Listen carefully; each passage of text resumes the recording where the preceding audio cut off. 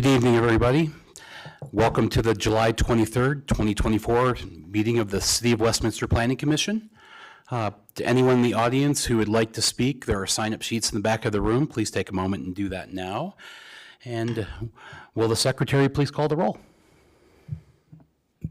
Commissioner Pegg. Here. Commissioner Kinnear. Present. Commissioner Zhang. Present. Commissioner Carpenter. Here. Commissioner Mayo. Here. Commissioner Colling. Here. Commissioner Dunn. Here. Commissioner Tomachek. Excused. Commissioner Boschert. Excused. Okay, a quorum is present and both alternates will be voting tonight. Can we have a motion for approval of the meetings of our previous meeting on July 9th? Commissioner Mayo? I move that we approve the minutes. Great. Do we have a second? Second. Thank you, Commissioner Dunn. It's been moved and seconded. All in favor say aye. Aye. Aye. Opposed, say nay. Motion passes. So we have two items on the agenda tonight. Item 3A, a public hearing and recommendation on an official development plan for Uplands, filing 3, Block 4, PA-C 1D.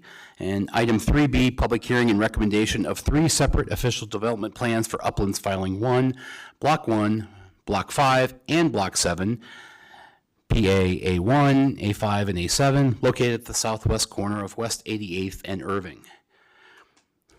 I hereby open the public hearing for item 3A, Uplands, filing 3, Block 4, PA-C 1D. Mr. Canosa is not here to begin his, there he is. All right, please begin your presentation. Mr. Klein. Yes, good evening, Commission. Heath Klein, Assistant City Engineer, Development and Mobility. Just wanted to start off tonight to alert the Commission that the Uplands development was notified on Sunday by engineering staff that they were in violation and were going to be given a stop work order over all of Parcel A and for the Shaw Boulevard drainage improvements due to a breach of sediment control. So we did see a large storm event this weekend, and their storm control measures did not hold back the storm flows. It is still currently in a stop work order. They are working to address those issues, and once they are addressed, the stop work order would be released, and at that point, we will determine the fines that the Uplands contractor will have to pay. But I just wanted to let you all know about that prior to tonight's hearing. Thank you. Great. Thank you, Mr. Klein. Acting Appreciate Vice it. Chair, Mr. Carpenter. Yes. Staff would also like to add, if any of that information is a concern to the Planning Commission in regards to the hearings tonight for the ODPs for Parcel A, staff has created a few alternative motions for you to consider. One would be a recommendation, recommending City Council approve it as is, recommending denial if you choose to, or recommending with an additional condition that the stormwater violations be corrected. Understood. Thank you, Planning Manager McConnell. All right. All right.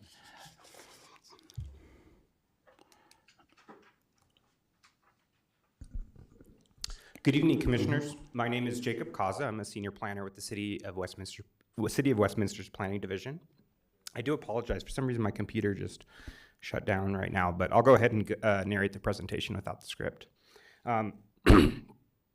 Tonight's agenda and memo and attachments have been entered into the public record. The notice published in the Westminster Window July 11, 2024, and the notice signs posted on the property and the certification and mailing are all entered into the public record.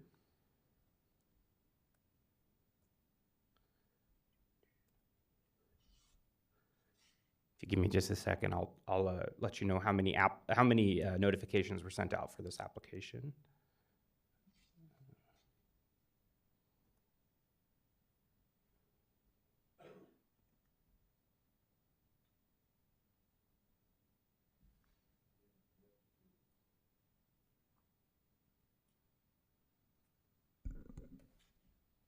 There we go.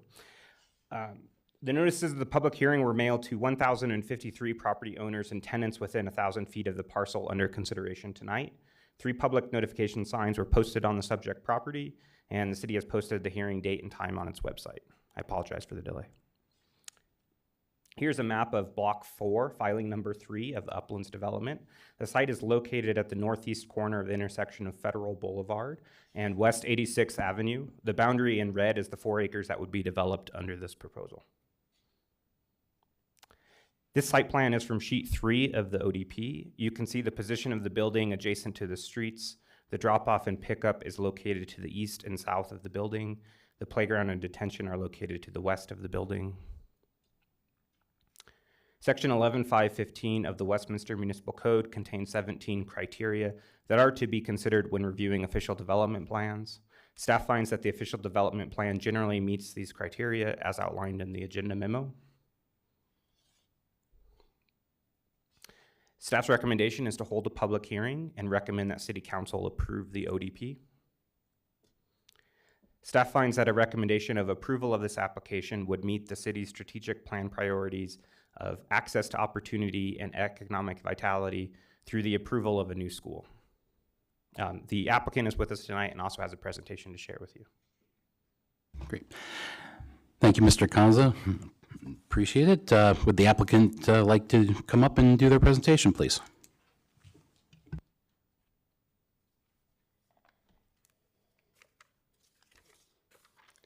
First of all, I want to say thank you for your time and having us this evening. My name is Keith O'Neill. I'm the Executive Director at Crown Point Academy, a role that I've had starting my 13th year, so very familiar.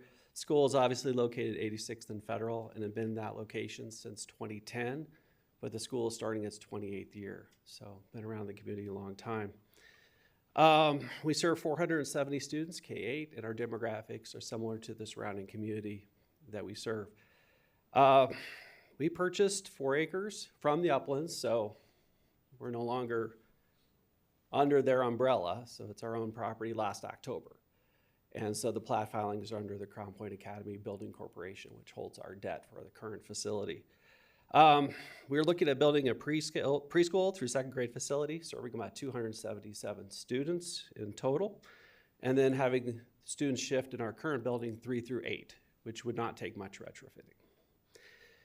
We've been planning this for a couple of years, in part because of the wait list the current school has, and then also in part because of the Uplands development. Adding 2,000 new housing units, we think there's going to be a huge demand, and preschool has always been something we've wanted to provide the community, but never had this space. We've been at capacity since 2011 in our current facility.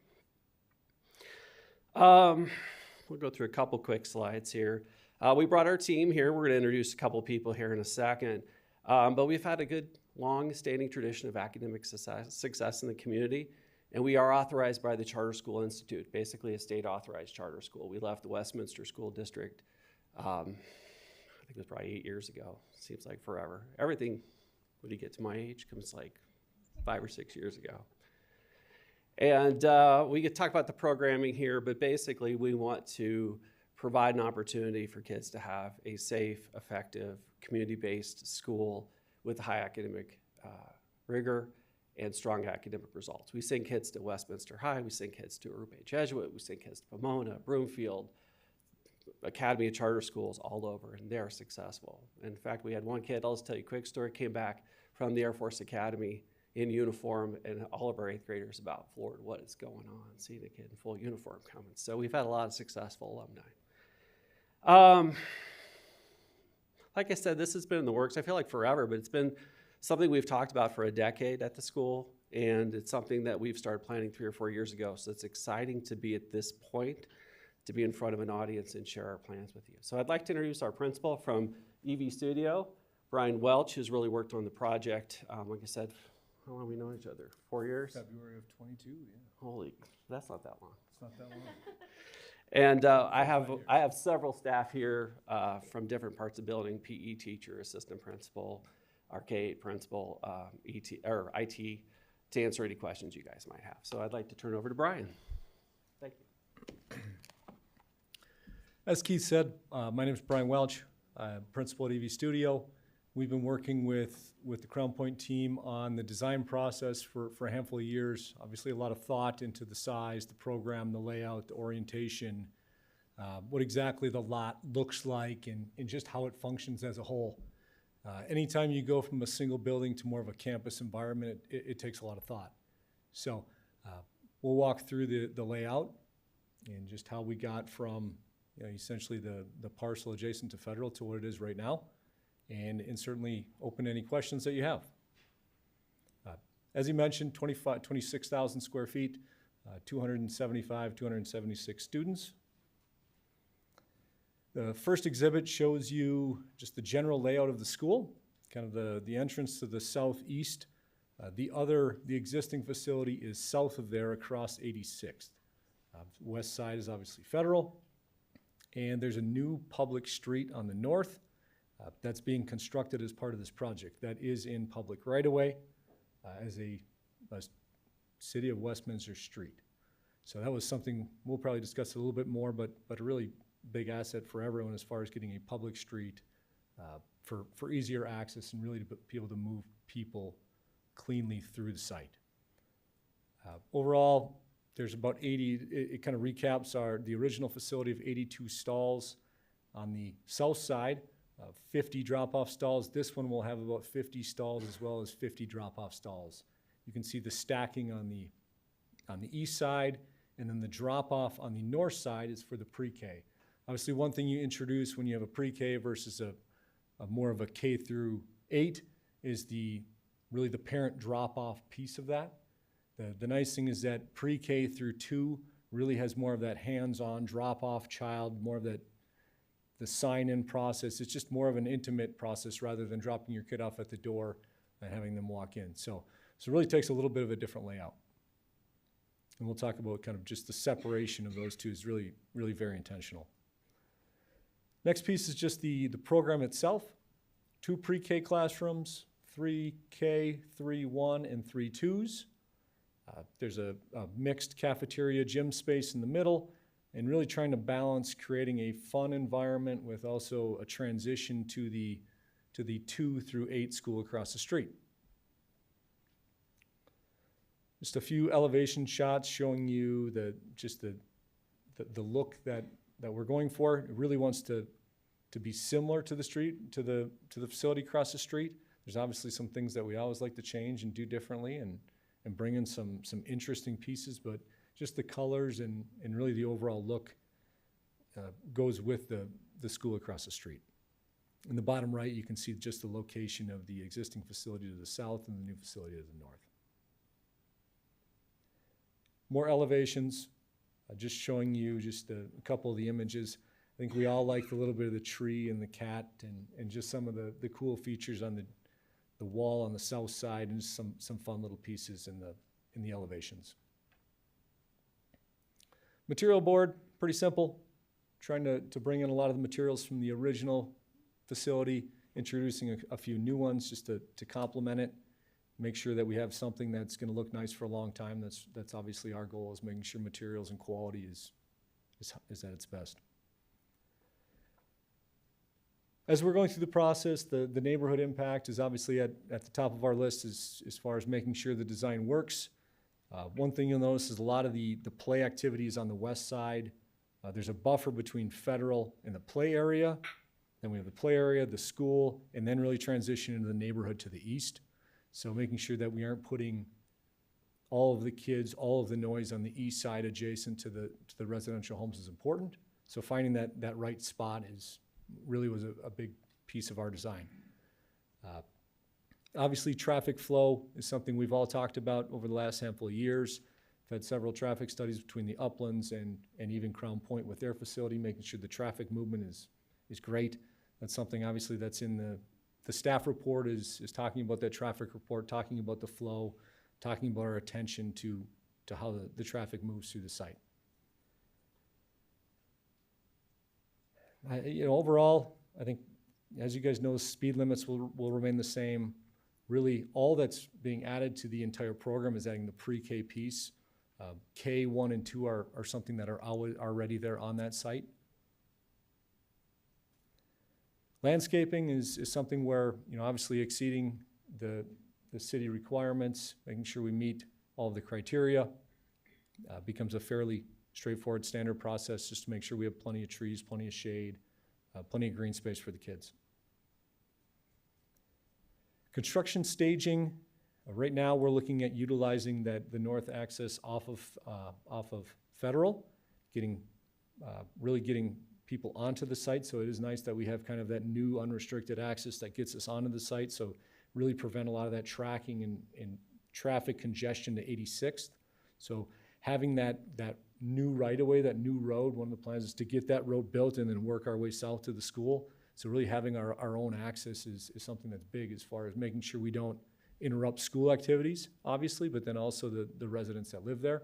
That's anytime you already have a building in the place where you're working, it makes sure that you pay attention to the staging and the construction sequencing, and you don't want to interrupt your own activities as well as the neighbors. Overall project schedule, you can see we're at the red arrow, so we're working through design development in RCDs. So it's, our next step is to get into construction documents, run through the permitting process with the state, and really looking at construction next spring, late spring, May, June, right in that window. About a 12 months construction schedule to put us into a July transition with the new facility. That gives us a little bit of time to really get operations in place, get comfortable, and then open in August with new students. And really that's an overview of the school and the plan. And we're, obviously, Keith and I are both here to take questions, whether that be on the technical side, on the school operations side, anything you guys may have. Great, thank you for your questions. Do we have any questions from the Planning Commission for either the applicant or staff? Commissioner Calling? Thank you. I saw you were going to. I know. You saw me. I just have a quick question about pedestrian traffic. Is there ever situations where kids would be, or teachers or faculty will be moving between the two schools, walking, pedestrian? Yeah, we've obviously discussed it a lot. Pedestrian, especially child pedestrian safety is huge. Right now, it's really impressive with their operation when they run student pickup. Students don't get released out a door. They don't get let go, like the bell rings and everyone rushes out. Every parent is assigned a number. That number corresponds to a student. When that parent shows up, they're either dropped off in person with a student or directly into their vehicle. So they are dismissed one by one per parent per child. So there really is a lot of control on that side of it. In addition, they are not encouraging or allowing movement of kids between the sites, and really staggering start to make sure that parents have enough time to drop at both schools if they want. Okay. On top of it, naturally there's a pretty small window where you have children in both schools. With just how kids are spaced, you have a small window where you may have a child at both. In that case, it's going to be a pretty young child. Generally a first and third grader or second and fourth grader are probably the most common. And you're really at that age, you're not going to say, go run across 86 to your school. So intentionally, as far as scheduling and really pushing the pedestrian use to Decatur, where we have a controlled intersection and a crosswalk there. So a lot of things that are kind of worked through to make sure that there isn't just kids walking. I mean, I think one great example is of all their students right now, there are two that walk home. They wait till after full dismissal, and then they allow those kids to walk. So the process is extremely impressive, and just the control and the thought that goes into the student operation is really impressive. If you ever have a free afternoon, you should stop by and watch it. So they will all be out there, I can guarantee you. So I'm sorry, where's Decatur? I didn't follow that. On that east road. The east road. So Yeah. if they do cross, they go over to the east side, and then they cross it. Yeah, you kind of have this weird three-way intersection, but yes, just to the east, there's a four-way stop with a crossing. And Okay, obviously, they have crossing people out there. And So teachers or faculty don't ever have the need to go back and forth? there'll be some staff movement. Same thing, obviously, reminding them that use the existing four-way stop that's Right. controlled, where people's vehicles stop and where it's safe. I Yeah. that might be easier to. If you're going to testify, can you please come to the mic so it can be on the YouTube? Thank you. I don't want to crowd Brian's space, but I thought since, so if we're looking at a crosswalk, it would be over on the east side of the property at Clay Right. at 86th. And the way the design of the building is with traffic is it's like right in, right out for that loop for pre-K, off Federal, and then right in, right out on this. We see staff, especially initially, will have to have share, but not students. We don't want students to be crossing that street at any time of day. If parents want to bring them across in the scenarios that Brian described, we would encourage them and then have crosswalk duty and staff support at that location to the east. I think you've got it all figured out for the students, and I totally agree with you. That makes sense. I can understand why you separate them, and you're very careful how you release them. I still ask about adults, parents don't always follow the rules. If I was a teacher and I needed to run across the street, I'm not going to go all the way down to the corner and cross and come all the way back. I just think that there's an opportunity here to put a crosswalk in with a flashing light that says pedestrian crossing, just in case you have that happening. So I'm just thinking it's an opportunity here to do it now versus waiting. So that's all I'm bringing open up. to the approach. I really discourage people to be on the federal side for lots of reasons. Right, exactly. You And wouldn't so want them to pushing go there. them as far east as possible. I'm just wondering if there's a way, a mid-block, because there's that sidewalk. I'm looking on your drawing. There's a sidewalk that comes straight from the building straight south. And and there's it a tees current in. sidewalk at the current building that goes straight to that signage. Yeah. And that would walk into the exit across the street. So that's possible to add that, yes. Just a suggestion. No, I think it's a great idea. Kind of some of those just simple RFBs, the little flashing, kind of like right at the entrance to here. Yeah, right. And And obviously, striping on the street or bumps or Especially something. as the uplands develops. I mean, that is one thing where part of this is seeing how the rest of the community develops around the school. Certainly. So it's obviously something we're tracking. Great, thank you. Any other questions from commissioners? Yeah, I definitely agree with Commissioner Collins' statement about the crosswalk, because it doesn't even look like the one to the east along Decatur is a dedicated crosswalk. It just at least it's not striped on there like the federal one is. So, there's, if not in the middle, at least over there, it seems like that's an opportunity. I did want to ask one other question, and this may be for staff, but how close will this get to warning that traffic signal on 86th and Federal that everybody keeps talking about?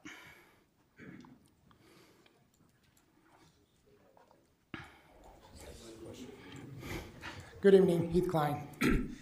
So we are working with CDOT. They recognize that the 86th signal is needed. It's been in the traffic impact study that CDOT most recently looked at and approved. So the Uplands Federal construction plans is including a new signal at this location. And what is the approximate time for those improvements to be implemented? Not sure just yet. So we may have that question when more Uplands team, well, I guess,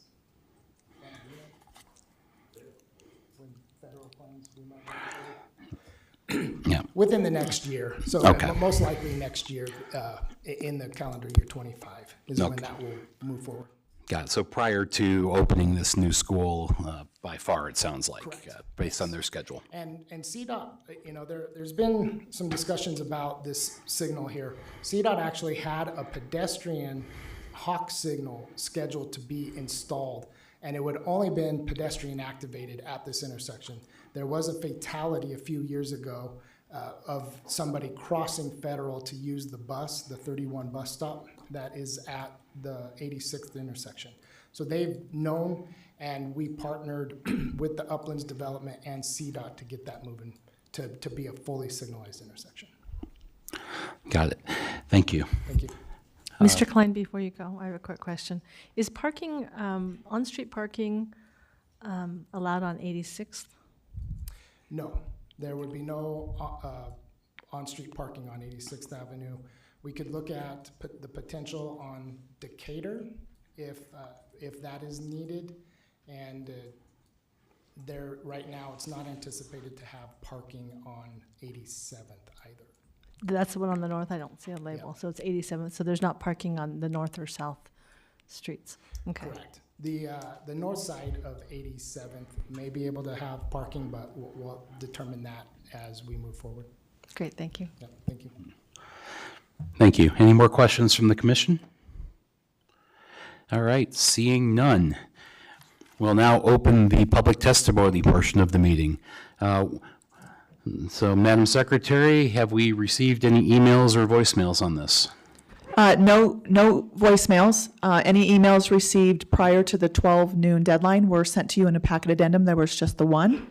We do have one signed up so far this evening. That's John Palmer. Anyone else would like to speak, feel free to just queue yourselves up here in the front, and we'll get to you as soon as Mr. Palmer's done. Great. All right, so the public testimony will be limited to 3 minutes per speaker, so please have your comments prepared. When possible, if your comments have only been said by another speaker, approach the podium and state you agree with the previous speaker, then rather than restating the same comments and concerns, and also please refrain from applauding. And we will start with the first speaker. Good evening, Mr. Palmer. Go ahead. Good evening. First question is, when this first slide, and when you introduced this, you introduced it as uplands, correct? Yes. Then this gentleman gets up and says they're not part of uplands. Very confusing to the citizens. The documentation that the city sent out classifies it as uplands. And here you're being told it's not uplands. So that's very confusing. If it is uplands, again, Mr. Carpenter, like I've mentioned numerous times, if it is an uplands project, there's a conflict of interest. You should recluse yourself. That's under legal advice from our attorney. Next, let's talk about slide 5 would work. They're saying there's no parking on 86th. I believe Mr. Klein said that. There is. I was there 2-3 weeks ago for a community meeting, and that's where we had to park, was on the street because the parking lot wasn't available. The only no parking signs were right at the entrance and exit. There is parking on 86, so I'm not sure about that. Next, who's taking care of all of the infrastructure here, meaning the sidewalks, the sewer, the streets, water? Who's responsible for that? I didn't hear any of that mentioned. And that would be on Decatur, and that would also be on 87th. So again, is that the tax dollars paying for that? Is Uplands paying for that? Are these people paying for that? I'm sure we'd all like to know that as part of the public record.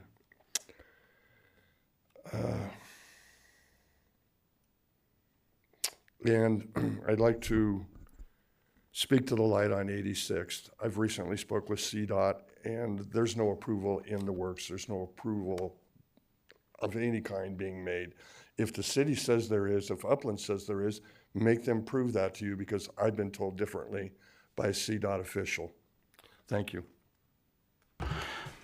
Thank you, Mr. Palmer. Anyone else like to speak on this issue? Seeing none, I'm going to close the public hearing, and I will address, first, let me just address the conflict of interest. Uplands is a member of the Westminster Chamber of Commerce, as am I. I sit on the board. I get no compensation for sitting on the board, just like I get no compensation for sitting on the Planning Commission. I have no fiduciary interest in it. I have not been in any meetings discussing this parcel or frankly any of the uplands, and it's been years since they've done any sort of presentation to our Government Affairs Committee, and that was before I was even on the board. And I'm willing and able to judge this fairly and impartially based on the evidence presented tonight. All right. So now I guess I will ask the applicant. There were a couple questions raised by Mr. Palmer. I believe this, it says Uplands Filing 3 right on the ODP, Filing 3, Block 4. So can you clarify how you're related to the Uplands, please? So at the time of the original ODP, we were still in process of negotiating the terms of the property. The thing that held us up was that cost-sharing agreement that we reached with the Uplands on 87th. And so basically the contract we arranged with them is we pay 1/3, they pay 2/3 of that new road. Okay. So I don't know if that answers Mr. Palmer's question on who's paying for what. We pay for the site, all the improvements on the site, the Crown Point Building Corp will pay for that. The road to the north is a cost-sharing agreement with Uplands. So we purchased that from them. That's something that, as we go through the plat ratifications, and I'm learning this process, you know? Sure. So as we go through that, those names will change as we finalize, you know, our piece of the property. I'm going to turn it over to Brian. I'll be out with some of the terminology to get it right. I want to be accurate, but like I said, since this is fairly recent, we started the process of approvals with the city. We couldn't wait until we actually finalized the purchase of the property. Okay. Yeah, absolutely. I mean, the subdivision in the plat falls under the Uplands name, just because it's a filing. But it is not part of their business. So it's a legal name tied to the parcel, not tied to the ownership or operation of it. So yes, by no means is our project tied to their business organization at all. That's clear. Okay, and then, so where are we at in the planning process? Just at the beginning, or do you know that answer? They are individual parcels, yes. Okay, so they're already, this is already platted and. Yes.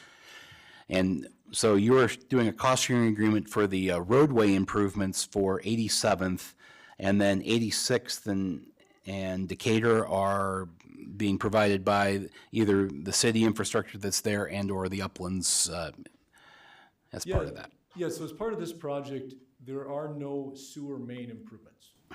There's a sewer service connection that ties into the existing city sewer.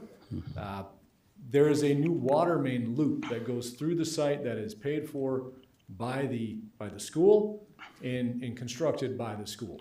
Okay. The loop runs on the west side, the green space. It's actually it's adjacent to Federal, and then comes along the north side of the parcel into the shared road. But that's a privately funded utility. It will become a public main. All right. The east side on Decatur, there is no new construction on that side. That is an existing street. No new improvements on that stretch. As somebody who's stared at 86 for the last 12 plus years, both Mr. Klein and Mr. Palmer are correct. It does have parking, but it does not have dedicated parking. So temporary parking, but they're not parking spots lined up where people would stay for an extended period of time. So like he said, we just finished redoing the parking lot this week, resurfacing. People were parking out in the street, but then once that parking lot's open, obviously we planned that over the summer to create the least disruption. So as far as you can park in 86, but there's no dedicated parking. There's no, spaces lined out or anything like that. Okay, so on-street parking. Correct. Yeah, and so Mr. Klein, are you planning to put no parking signs in after this is done, or how? Yes, How does so this the work? CDs have not been approved. That will be the next stage for this to move forward. And due to the anticipated volume of traffic between Decatur and Federal, we will be signing that as no parking. So east of Decatur, you could still park on 86th Avenue, but we do see that we are going to restrict it on 86th Avenue. So which is why I answered the question when I was presented it. Clear, thank you. Any other questions? Commissioner Colling? Thank you. Mr. Klein, tell us a little bit about the light on what is it, 86th? No, what is the light we're talking about that's on 86th? So, yeah, So there's it's obvious.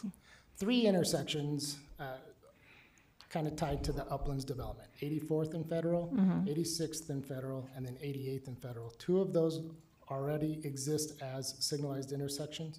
The Uplands will be reconstructing those, and then we will be reconstructing a brand new signalized intersection at 86th. So those plans have not been approved. So If I were CDOT, I would say, no, that has not been approved, but it is moving forward in the planning. We are receiving comments from them regarding the design of this. The signals will be installed. Thank you for that clarification. Thank you. Thank you, Commissioner Calling. Any other comments or questions from the commission? If not, I would like to, I'd like to see if anyone would like to offer up a motion.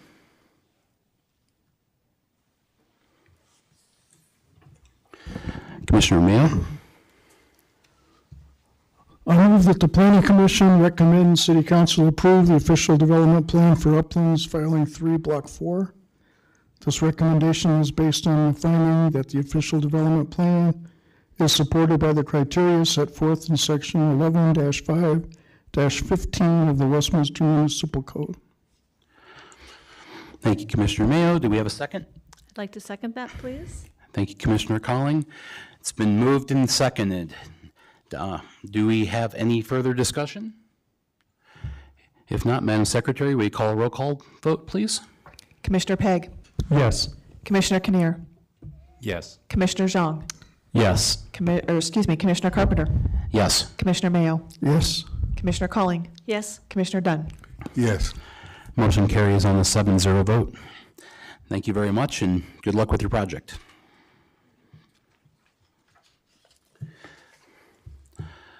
Okay, is everybody doing okay? Does anyone need a bio break before we start the next hearing?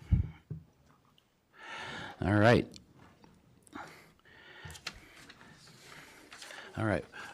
While they're moving out of the room and we're trading spots, I will hereby open the public hearing for item 3B, public hearing and recommendation of 3 separate official development plans for Uplands Filing 1, Block 1, Block 5, and Block 7, Planning Area A1, A5, and A7, located at the southwest corner of West 88th Avenue and Irving Street.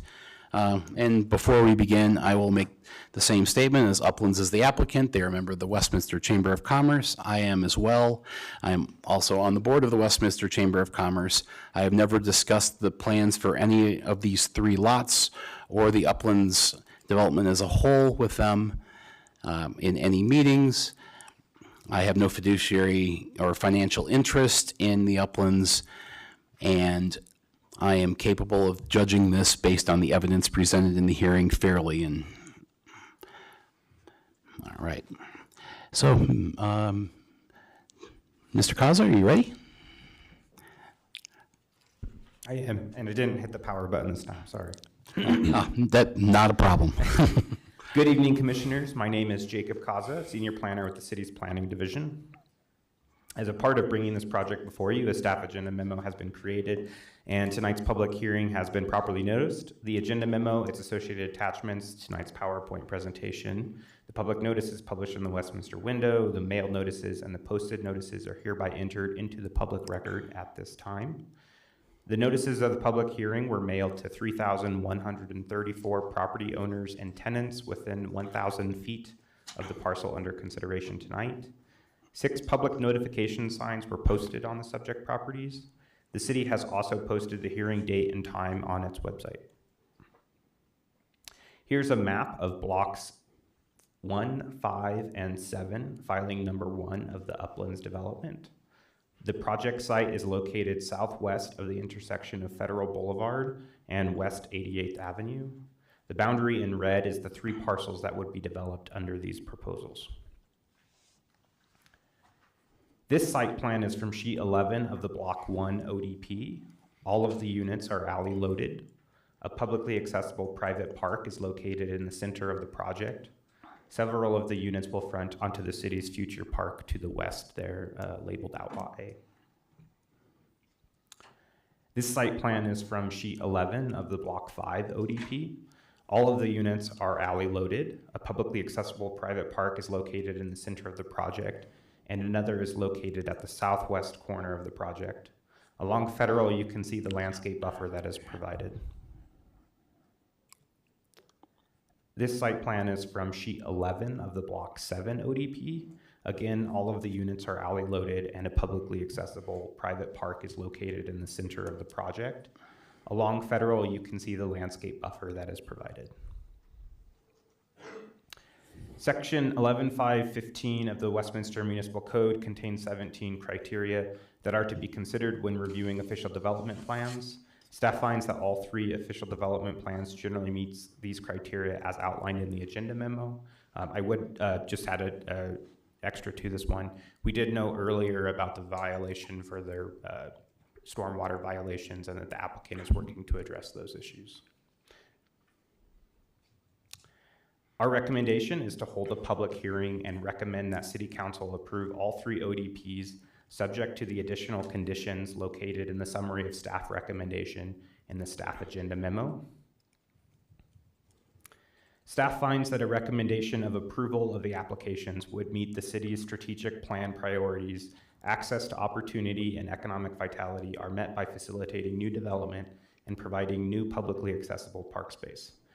The applicant is with us tonight and has a presentation to share with you as well.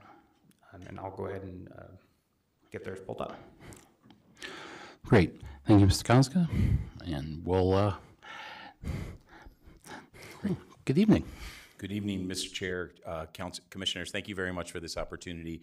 I am Marcus Pochner. I'm a land use and community outreach to the Uplands team. I do want to start by saying that, folks, we have a lot of slides to go through, and we're going to work through those very diligently because we have 3 neighborhoods. So we're going to present all 3 neighborhoods together and then come back. I also want to be very sure, and I'm not pushing it to the end, I'm going to come back and address the work stoppage order on Parcel A. I'll come back and talk about that. So just so we'll focus on the area, I think the slides help in context of that, and I'll come back and address that at the end. So this is our team that is here tonight. I will note many of our Uplands team members, in addition to the partners, Brookfield Residential on Parcel A1 and A5, those 2 sites, they are the proposed, they will be the developer of that site, and their architecture firm is here as well. We are going to cover these things. We'll go first through A1 and A5. We think of that as one neighborhood, but obviously separate applications. We'll come back then and talk about A7, then talk about the standards for approval. As was shown by Jacob, thank you to the city as always. This is the A1, A5, and A7, really completing 3 of the 4 corners of the larger site. Over 3,000 notifications were provided for these 3 neighborhoods, and the city providing coverage and invitation for people to come participate in the process. The overall Uplands update, I think very important. We just always try to note we have our 3rd quarterly meeting coming up on August 22nd. That is a construction meeting. We will have our Contour, which is our construction management company, on site, and we will talk about the work stoppage that happened here and what is being done above those. So that's one thing to heighten here on August 22nd is our next quarterly meeting to talk about construction projects. This shows some of that overall infrastructure, some of which was talked about just a few minutes ago. The overall, the blue, the utility, the water lines being pulled into the site, the storm drainage, seeing that green and red there, and down Shaw Boulevard. Those improvements take a lot of construction that we're going through right now, and that's part of the process to make those improvements. They are in process, but not completed yet today. This shows you a little bit the 3 corners, if you will, all in yellow. This gives you a really good view of overall Uplands. I know we were here a few weeks ago talking about an affordable housing development across Federal, but this is on Parcel A, all 3 of these neighborhoods, the 3 corners, if you will, and it shows along Lowell the other 2 neighborhoods that have already been approved. So you're seeing a lot of the Lowell corridor, 88th, and then now 84th and Federal. We'll walk through that. It really shows a lot of the kind of the trunk infrastructure, if you will, and particularly the pedestrian infrastructure that's starting to get knitted into this site. I was there a few minutes ago again, and 88th, you're really seeing the changes, the parking, all of the things that are happening along 88th. This shows you, we will keep it in, all of the parkland has now been fully dedicated. We have dedicated all the land to the city. The city owns everything here in green, and we have paid all park-related fees as well. I will just note that large park that's shown there at the corner of 88th and Lowell, that is adjacent to A1, right? So very important for the discussion that we're having tonight. This shows, and again, kind of an overall concurrent with our PDPs for each, the PDP, and then as we walk through ODPs for each neighborhood, it shows that pedestrian fabric that's really starting to evolve, and you're starting to see it come into the site. It frames it. It does show there in red the 10-foot concrete multi-use trail that is now constructed along 88th. As you'll go all the way down to 84th, you see that we're doing an 8-foot, then a striped bike lane, and then an 8-foot on the other side, on the south side as well. So really starting to see sidewalks and infrastructure come in that does not exist there today. We're also going to talk a lot about federal, making those improvements, and the stoplight that will be at 86th when it goes through the approval process. This is the A1, A5, and A7 comp plan. We are doing it all together for these three neighborhoods because it is the same underline. In the 2013 plan that you all are very familiar with, this was TMUN, traditional mixed use. It shows the density, 18 dwelling units per acre, and the uses there. Very consistent, just neighborhood mixed use now in the 2040 plan. Same density, a little more focus on live work, but really those same uses and typologies that are allowed on the site. It's my pleasure now to introduce Brookfield Partners. There are Brookfield Residential on this site. There are partners for A1 and A5, a terrific builder here, and I'm going to have John come forward, introduce himself, his role, and the company.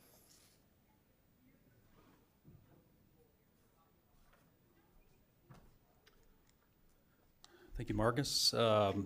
Good evening, Mr. Chairman, members of the Planning Commission. My name is John Van Voorde. I'm a Senior Director with Brookfield Residential. I'm here tonight with our Division President, Peter Launer. We are excited to be a part of Uplands and are appreciative of the opportunity to be here tonight. Brookfield Residential is one of the largest real estate developers in the world. We specialize mostly in residential here in Colorado with 12 master plans comprising over 20,000 lots. The opportunity tonight was developed in conjunction with our consultants, and specifically for the Uplands, we've developed 3 unique product types, which you'll see later in the presentation.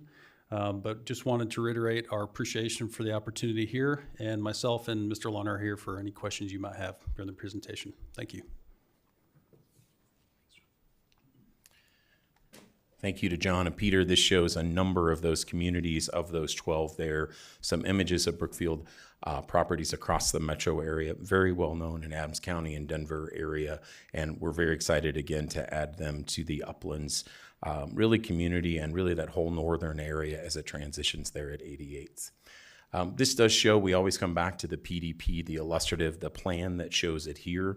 Just reiterating, we are in full compliance with the underlying PDP. We are following the density and the permitted uses that were planned and are planned on this site. This shows something that I just wanted to stress a little bit on community outreach, what we have heard through the many years about this site, this northern transition to the Heights, to Shaw Heights, and kind of thinking about how that engages. People talked a little bit about having some improvements there, particularly at 88th and Federal. You can see we're adding some parking there. We're also really talking about enhanced connectivity. You see all the opportunities to bring pedestrian connectivity. The park really knit this together, kind of a civic kind of corridor across there with the schools across Lowell, really thinking of that all along 88th. And then to see again the pocket parks in addition to that very large PLD on the corner. This does show, and I think we'll come back to this again, the stormwater runoff, the challenges that are there today, that were there before the infrastructure comes in.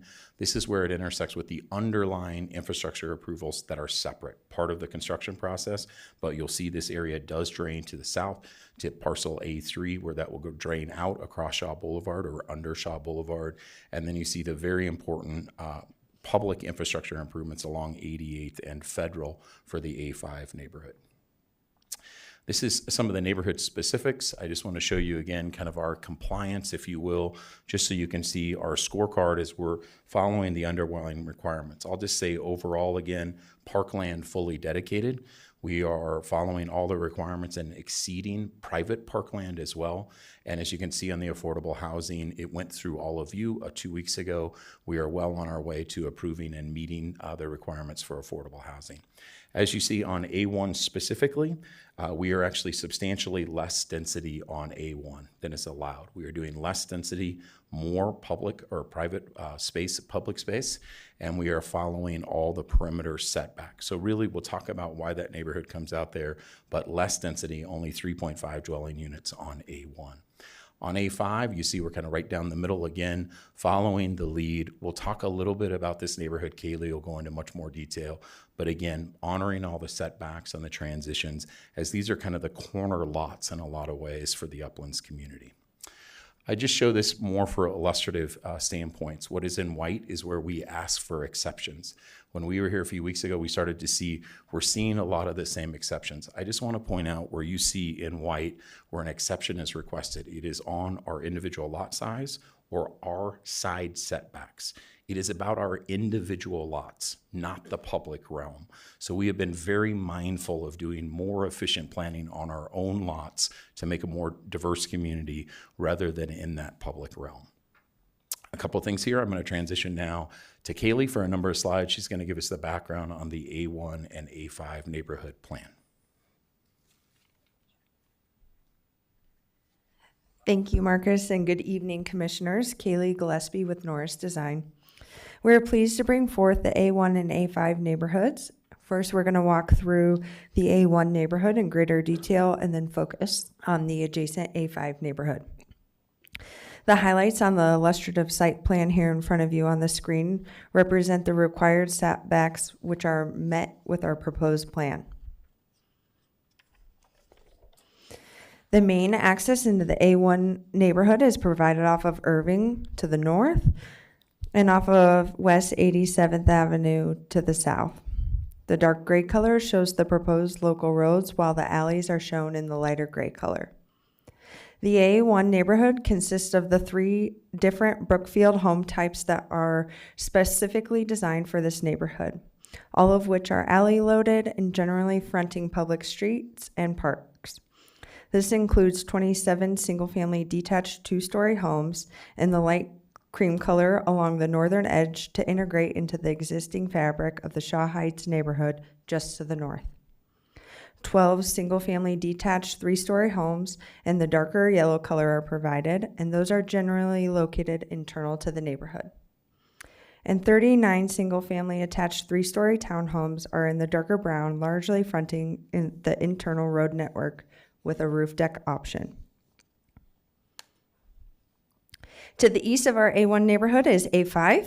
Just like the previous neighborhood, the required perimeter setbacks are highlighted here, which are met with the proposed plan. Similar to A1, the A5 neighborhood will have a very similar look and feel.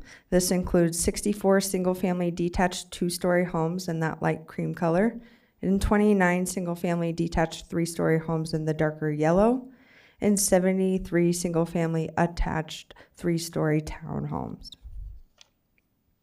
in the darker brown. The overall Uplands community is committed to the pedestrian connectivity both internally and connecting to the greater community. As you can see here in the yellow dashed lines are accessible pedestrian connection routes, and the non-ADA accessible connections are in that orangey red color. As the neighborhoods are approved, like A2 to the south, you can start to see how the different neighborhoods start to interconnect with each other. We're going to take a moment to walk through the specific amenities provided within these 2 neighborhoods. Within the A1 neighborhood, shown in the vicinity map in the lower left with the star, is the centrally located publicly accessible private park. This is designed as a cozy gathering area with amenities including a formal play lawn, a garden-themed climbing, play features, shaded gathering, pollinator demonstration gardens, and varied seating options, as well as a sidewalk network that wraps the park and connects to the overall walk network. All other landscape spaces within this neighborhood consist of low water use landscape beds and or low water use turf blends, along with pet pickup stations. Bike amenities are also provided throughout. Here's another view of that same park taken along the northern edge, showing the south celebrating that large open lawn. Located within the A5 neighborhood, denoted with the red star in the lower left hand of the screen, is one of our 2 publicly accessible parks within this neighborhood. This park is internal and features an active play lawn, shaded gathering area, playground, grill stations, pollinator demonstration gardens, and a variety of seating options. Here's a view of Federal looking south from the northeast corner of the A5 neighborhood. The landscape shown here follows the concept from the MODP, which provides buffering from Federal while allowing perforated views out. Consistent with previous Uplands neighborhoods, these neighborhoods include the Energy Star and WaterSense homes, along with the landscape plans that limit high water use turf areas to keep that only within our activated play areas, keeping us well under the 20% allowed. Next, we'll walk through the architectural diversity specific to these neighborhoods. A variety of floor plans are provided in 3 different elevations. All homes within these neighborhoods are alley loaded and feature a 2-car garage. Here on the screen are our 2-story single-family detached homes ranging from 1,900 to 2,400 square feet. The 3-story single-family detached homes provide opportunities for an optional 3-car garage with homes ranging from 1,600 to 2,000 square feet. And then finally, 3 distinct single-family attached townhome styles with floor plans ranging from 1,500 to 2,000 square feet are provided within these neighborhoods. The mountain modern style shown in the top image contrasts the other more classic styles with a series of shed roofs, tall masonry to the ground of the building, modern brownstone, shown in the left image, provides the option for a rooftop deck, and then the architectural style emphasis horizontal materials transitioning with classic red brick masonry and flat roof, or that deck option. Next, we will wrap up with the A1, A5 portion by walking through a few exceptions. Consistent with the previously approved Uplands neighborhoods, we are requesting a couple of exceptions to city code. With this ODP, we're proposing a combination of off-street head-in surface spaces, on-street parallel spaces to meet the required total, but just in a different way. The orange spaces here shown on the screen show the 2-car garages. The blue denotes our head-in guest spaces, and the purple identifies our on-street parallel spaces. And in teal, you can see the perimeter parking spaces provided, which are not counted towards the parking required for this neighborhood.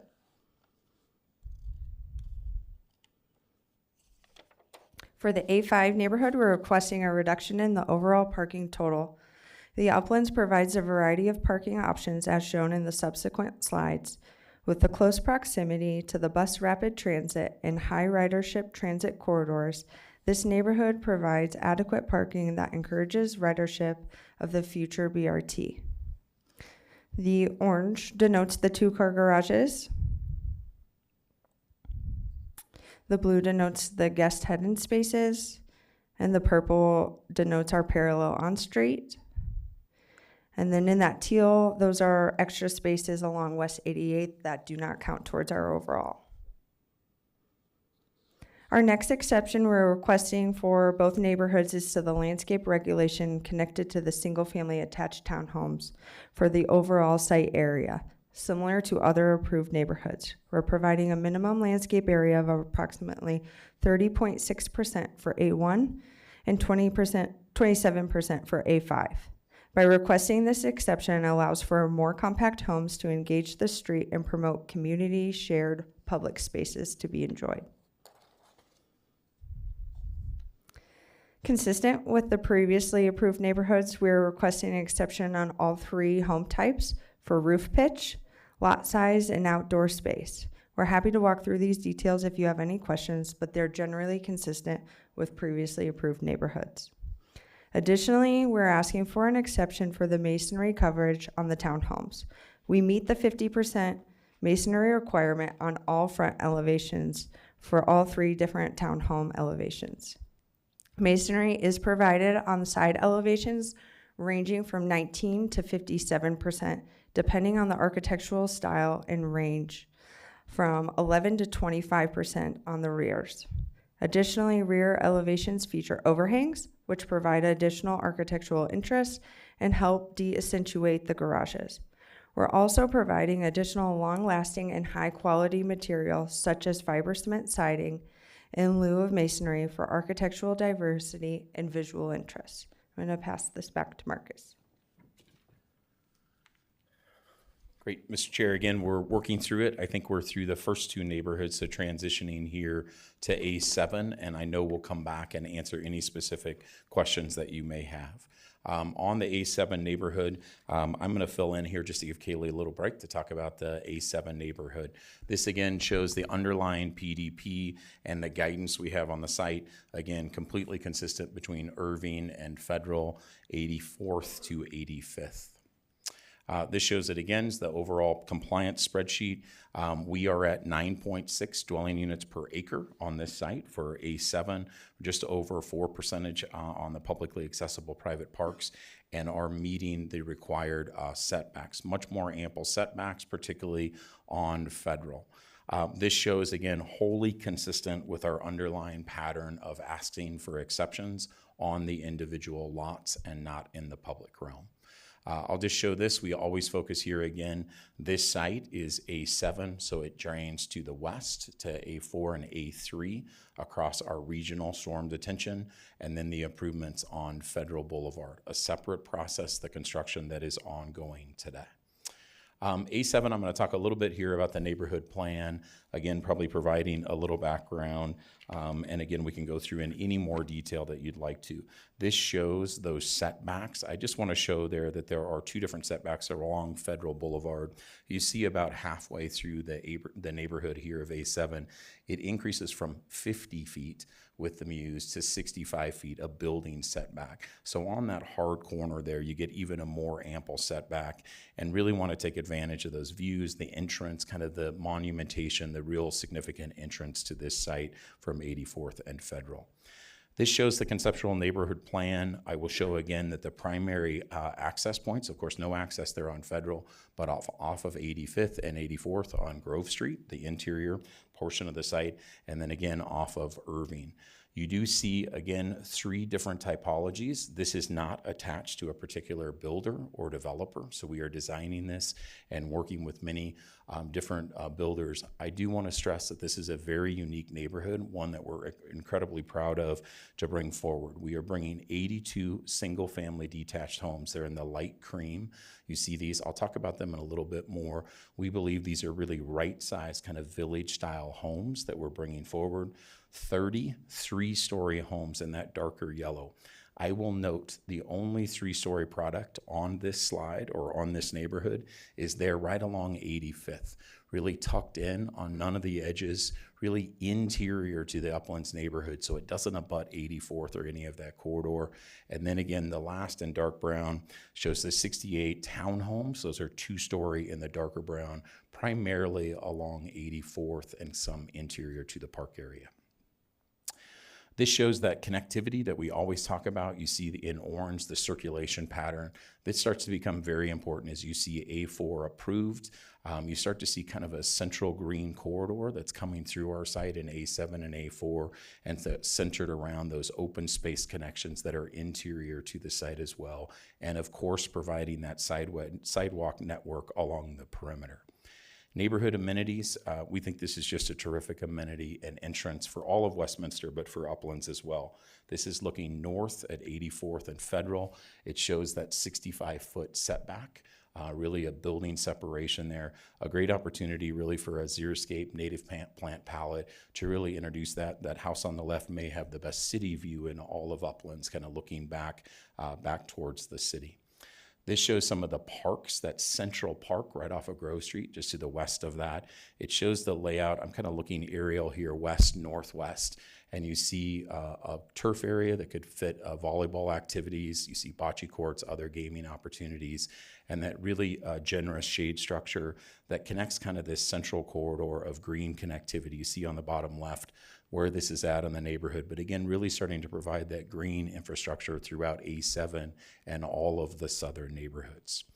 Just want to point out a couple of things. I'm not an architect, so I won't do this justice, but again, looking at these, probably the thing I want to focus on, these single-family homes, I talked about them being right-sized. We think about these as village home products, like that smaller footprint. These are generally 1,500 to 2,000 square feet. A right-sized home that we think really provides some architectural diversity. It allows us to lay it out, centralize it around the green space. We're very proud of this home design and having a little bit more attainability by design in the way we go about the fabric of the community. This shows this 3-story, the only 3-story, more towards 85th, the 3-story product. We have 2 floor plans in that 3-story, again, on none of the edges except abutting 85th. And then the 2-story townhomes with the 3 different floor plans that we're adding again to provide that diversity and actually provide some density and the great opportunity of those views to the southwest or southeast, excuse me. I'm gonna have Kaylee come back and go through the exceptions. We have about 20 slides left. We're getting through them. Kaylee will walk through the exceptions for A7. Thank you. The exceptions for this neighborhood are similar to those that we just discussed, so we'll try to go through these quickly. Our first exception is related to the parking for A7, similarly to the A5 neighborhood.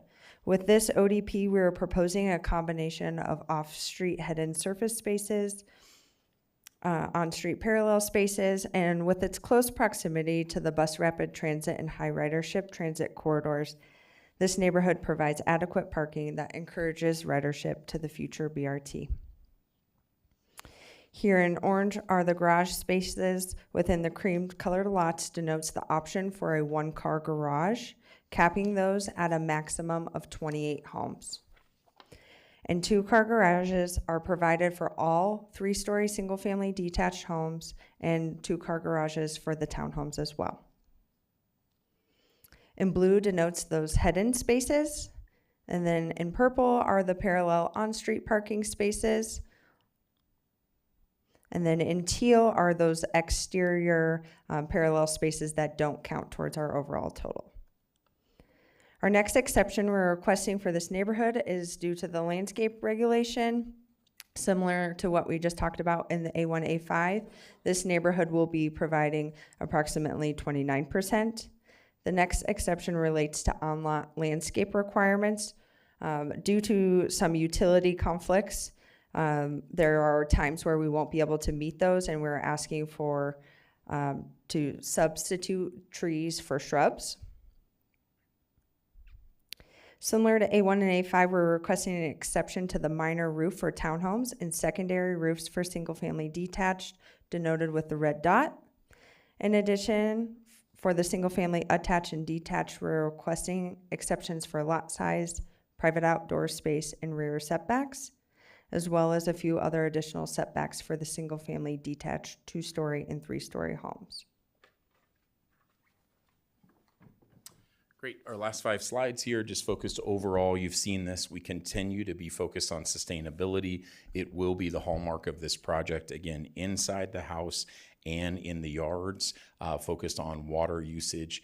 It really transitions here to this. We never lose sight of this. We are utilizing 100 acre-feet less than is allocated to all of Uplands. That is to 678 acre-feet. And as we go through each neighborhood, we are finding additional savings in each one of the sub-neighborhoods, in each one of the neighborhoods.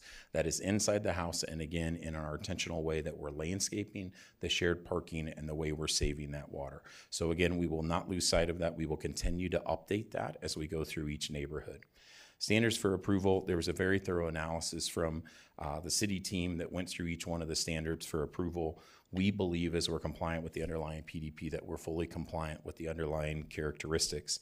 I will say, though, as we transition to this, we respectfully request that we meet these items. We know we focused tonight on planning elements, but we would be entirely remiss if we didn't address the issue that came up first. Outside of this, not in the planning realm on these 3 neighborhoods, but the construction process that goes on the same time, right? We are in construction. I walked the site, many of us did a few hours ago, on a few issues that it had. We acknowledged there was a stop work order from a major storm event that happened Saturday night to Sunday. It seems like when we get rain now, it is very sudden and has these events, but that doesn't change that we should have things in place. The city appropriately, when some erosion fences came down, put a work stoppage on the site, and it is still in a stop order work. We have met repeatedly with the city, and what we have decided is there's actually a few things that we can go even further than required. So we are building an earthen berm on the west side of our site along Lowell in a number of areas, and actually clearing some of the additional or the future detention basin there on A3, doing some grading work to go above and beyond, because we don't simply want to not have stop order works. We actually don't want there to be events, right? We don't want water to come across and soil erosion. I will say neighbors should be concerned. They should voice that, and we understand that. And we actually applaud the city for the stop work order. They're correct. We've cleaned those. We have a meeting in the morning to hopefully remedy that. I would ask that we know that's separate from the planning process, but we're going to continue to be mindful of that. That's why we have the community meeting, the quarterly construction meeting. So we understand it. We're here to answer any questions and on this planning matter. I will say again, thank you very much for all your time and attention to this matter. Thank you. Thank you to the applicant. Are there any questions from the commission? Commissioner Kinnear. Thank you. I had a question. I believe Kaylee is the one who was addressing the exceptions. And I had a question about one of the exceptions that you didn't address in for Block 1. And that was the exception for the reduction in minimum number of units from 88 to 78. I read the justification for that, but can you tell me a little bit more about that and why that is being requested? Absolutely. So due to our housing diversity, we just felt the plan worked a lot better by going with fewer lots than what we had originally anticipated, and in which case we have to take an exception to the PDP and clean that up. Okay, it's not common in my experience for a developer to ask for fewer lots. That's why I'm asking. Yes, absolutely. Okay. Thank you. Great. Thank you. Commissioner Colling. Well, I have a question. I'm not sure if it's for Mr. Kaza or the applicant. So I'm going to ask Mr. Kaza at this point. So, question for you. So we're reviewing 3 areas, right? And we were given 550 pages worth of documents to review. And I know this is one thing that we're voting on, but we're not breaking them up as separates. Is that correct? There's 3. They are 3 separate votes, Commissioner. So they are 3 separate votes. So the staff report treated them like they were one, kind of, more or less, and then referred us to the drawings for kind of to look there to find out and understand the exceptions that were being asked. It's really hard for me to understand exactly which exceptions are going with which plan without digging them out of the drawings myself. So I'm going to ask you a couple questions, and I hope you can help me with this. Sure, Commissioner. Or maybe it's the applicant. So parking, can you sum up by each one of those areas exactly how much less parking is being provided than what's required? Do you know that? Because I kind of pulled it off, but I couldn't find it for Block 1. So I wanted to understand that. Has it on their slideshow? I could ask and pull Yeah, it up, or it would take me. That would be helpful. And it was a lot of information, not really clearly defined. So on Block 1, Right. it is a reduction of 78 driveway units and 13 guest parking stalls. And that's what they're asking, a reduction for. And in lieu, they're providing 95 spaces between right-of-way and surface spaces provided on their property. So the right-of-way and surface spaces would be there regardless, right? Because on-street parking is something that you have on, is that what you mean by right-of-way? Correct, yes. So that right-of-way is something that's there anyway. That's not part of the parking count. That shouldn't be part of the original parking count. Is that right? Correct. We don't count it that way. The applicant is asking for you to consider it that way.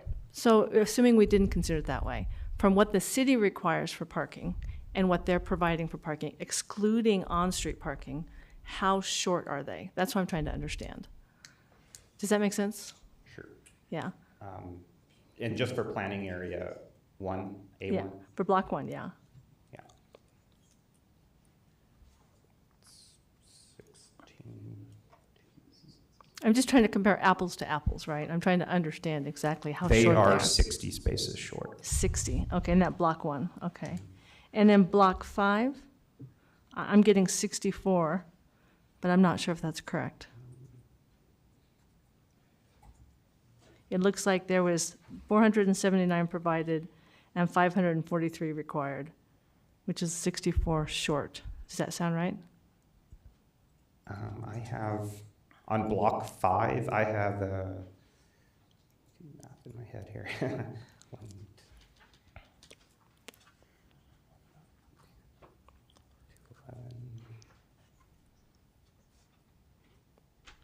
On block 5, I believe they're around 205 spaces short.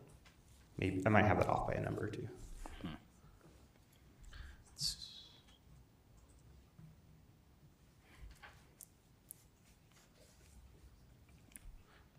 Do you want to confer?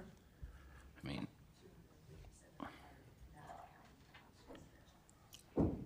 The applicant said 257, not counting the on-street parallel parking. 257? Yeah, that's much different than the number I came up That with. seems like a lot. And what about block 7? that's not what the exception said.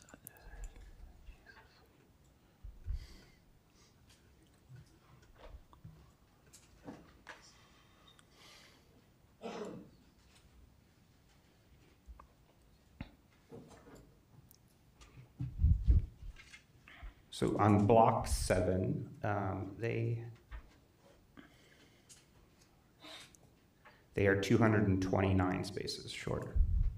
And these are driveway spaces, so that's largely what their exception is. A few of those numbers would be the off-street guest spaces for the single-family attached. So usually for single family, you have to have 2 spaces per single family home, right? And they usually count 2 in the garage and 2 on the driveway. So what you're doing is you're taking 2 on the driveway and you're putting in guest parking someplace, right? But they're even more short. I guess what I'm getting at is it's really hard for me as a commissioner to look at these plans and really have a complete understanding of parking. I don't get a sense that there's going to be enough parking here. I think you're going to be drastically short, and I'm a little concerned about that. I live in a single-family neighborhood, and when people have parties, like I have neighbors had parties, people can't find a place to park. They're parking up and down the street on street parking, and this is even worse because it's such a density area. I live in a larger lot area, so I'm just really concerned about parking, and I'm concerned the way this application was put forward, and that our staff report didn't outline exactly what it is, the variances we were, I mean, you referred us to the drawings, and I looked in the drawings. I'm getting different numbers even than what the pages you referred me to, and I'm having a hard time kind of putting it all together. So I'm a little flustered. So that was just for parking, and then I have the same question about building heights.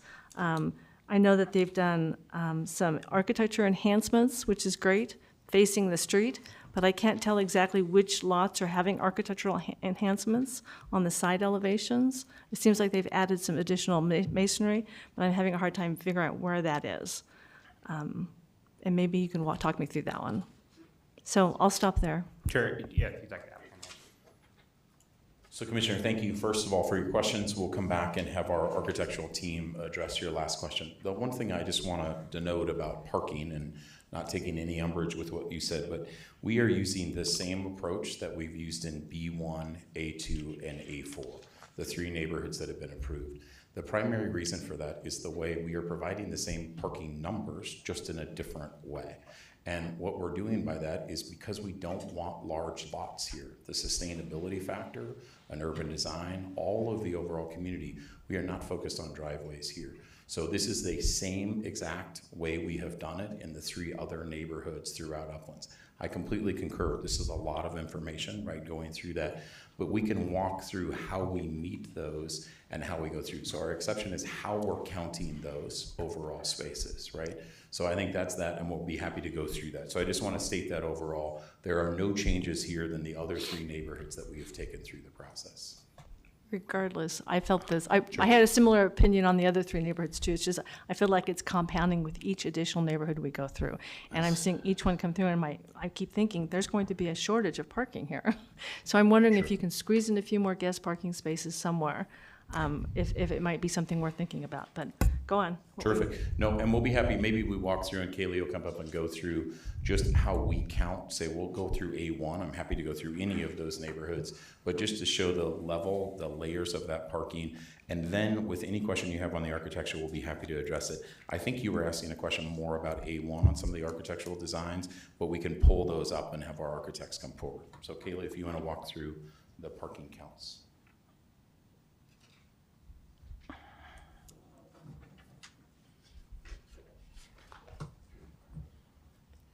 Get us back here to this parking one. So this shows the overall snapshot here for A1.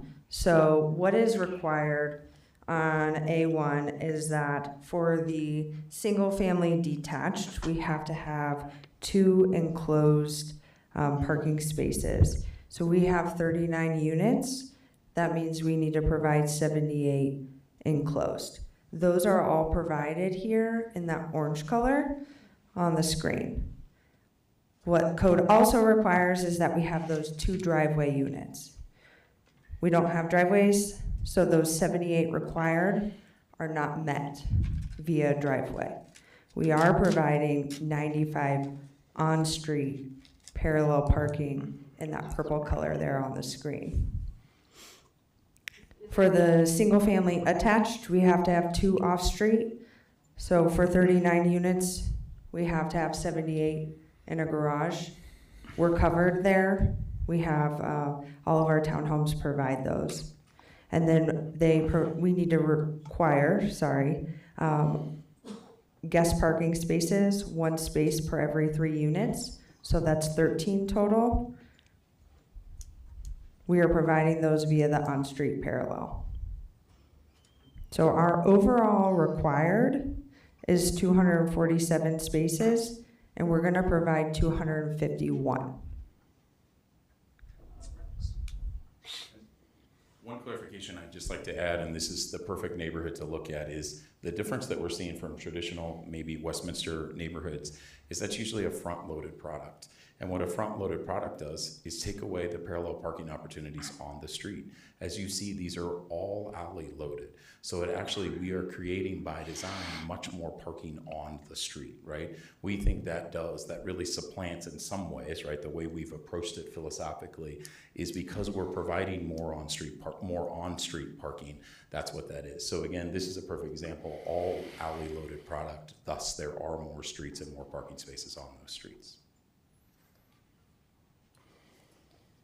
Thank you for walking me through that. I appreciate that. I still think streets like 88th Avenue, that's going to have people parking on it. That's just not Uplands, but the people on the other side of the street too. So you can't really count every single one of those as going to Those your are not neighborhood. counted. They are not counted. No, so along 88th, we'll be providing 27 additional spaces that were not a part of the numbers we just walked through. Okay. And it's the same with the 22 adjacent to the public land dedication. Thank you. And then you had a question in regards to the masonry. There was some elevations that showed enhanced masonry on corner lots, but I don't know what your definition of corner is. Is it any time that the site elevation is exposed to a street or an alley? Yes. Okay. And that's an enhanced masonry of up to, what, 20%? Is that what you said? Or is it, because I think the code is 50? So on the townhomes, let me go to this other slide. I think it will help. Jacob, is there a way to get, actually, we're good. Sorry. So this here on the screen kind of denotes where that masonry is provided in that bluer color, if you can see that on the screen. On the left side? Yeah, on the left Side side. elevation. So the Mountain Modern, you've got 43 to 57% highlighted there as where the masonry will be provided. And then the Scandinavian, the next one down, we are providing 30%.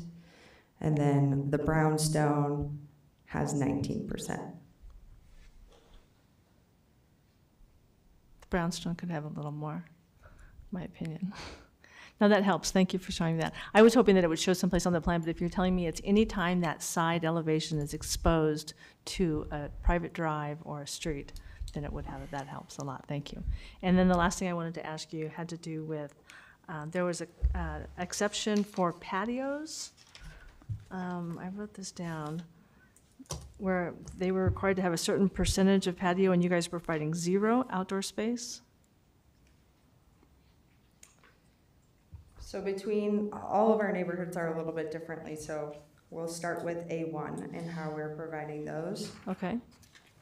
So they require for the SFD a 400 square foot rear yard. And by definition, you know, we don't have rear yards because it's all alley loaded product. So we're gonna provide 408 square feet of combined porches and Is decks that- and yard space. Is that on one of your slides? Can you go to that slide? Sorry, it's not letting me type in the number, so That's okay. bear with me.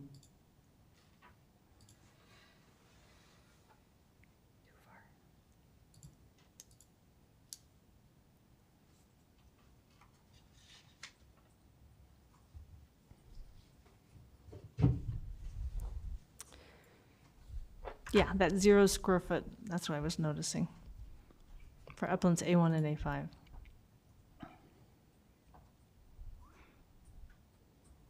So your private outdoor space does not include any porches or anything? We provide a combination of porches. I think that was just a typo there. The AA1 and then the A5 here. So what's So- the 0 square footage combination of porches decks? So Yeah. you do provide square footage, you just don't provide a yard? We provide it in an alternative way via the combined porches, decks, and front yard space. Thank you. I misunderstood your slide. Thank you. That helps a lot. That was it for my questions for now. Thank you. Great. Commissioner Mayo? Yeah, I have a couple questions. Before I get back to the parking, I just want to mention that storm event, and I appreciate you not making excuses, but I live at 69th and Sheridan, and the flood control district has a live meter there, and we got 0.95 inches of rain in 30 minutes. I could have surfed in my backyard. That water overran all the curb and gutters in our neighborhood. So I get it, it was bad, but that was, one of them events. I mean, like I say, our neighborhood, we got flooded out. And we've been there 40 years. Getting back to the parking, I guess and I know you say that it's kind of following the same methodology of the other neighborhoods, but we don't know that the other neighborhoods are going to be successful, and we've had the same concern on those other neighborhoods. It would be different if they were built, people were moved in, and we could see how it was working. But the enclosed garage spaces, and I know I mentioned this on the other neighborhoods, they're going to be storage units. And our 160 home neighborhood, I would say there's not 10%, every house has a 2-car garage. There's not 10% that can put 2 cars in their garage. There's probably not 50% that can put 1 car in their garage. And how do they survive?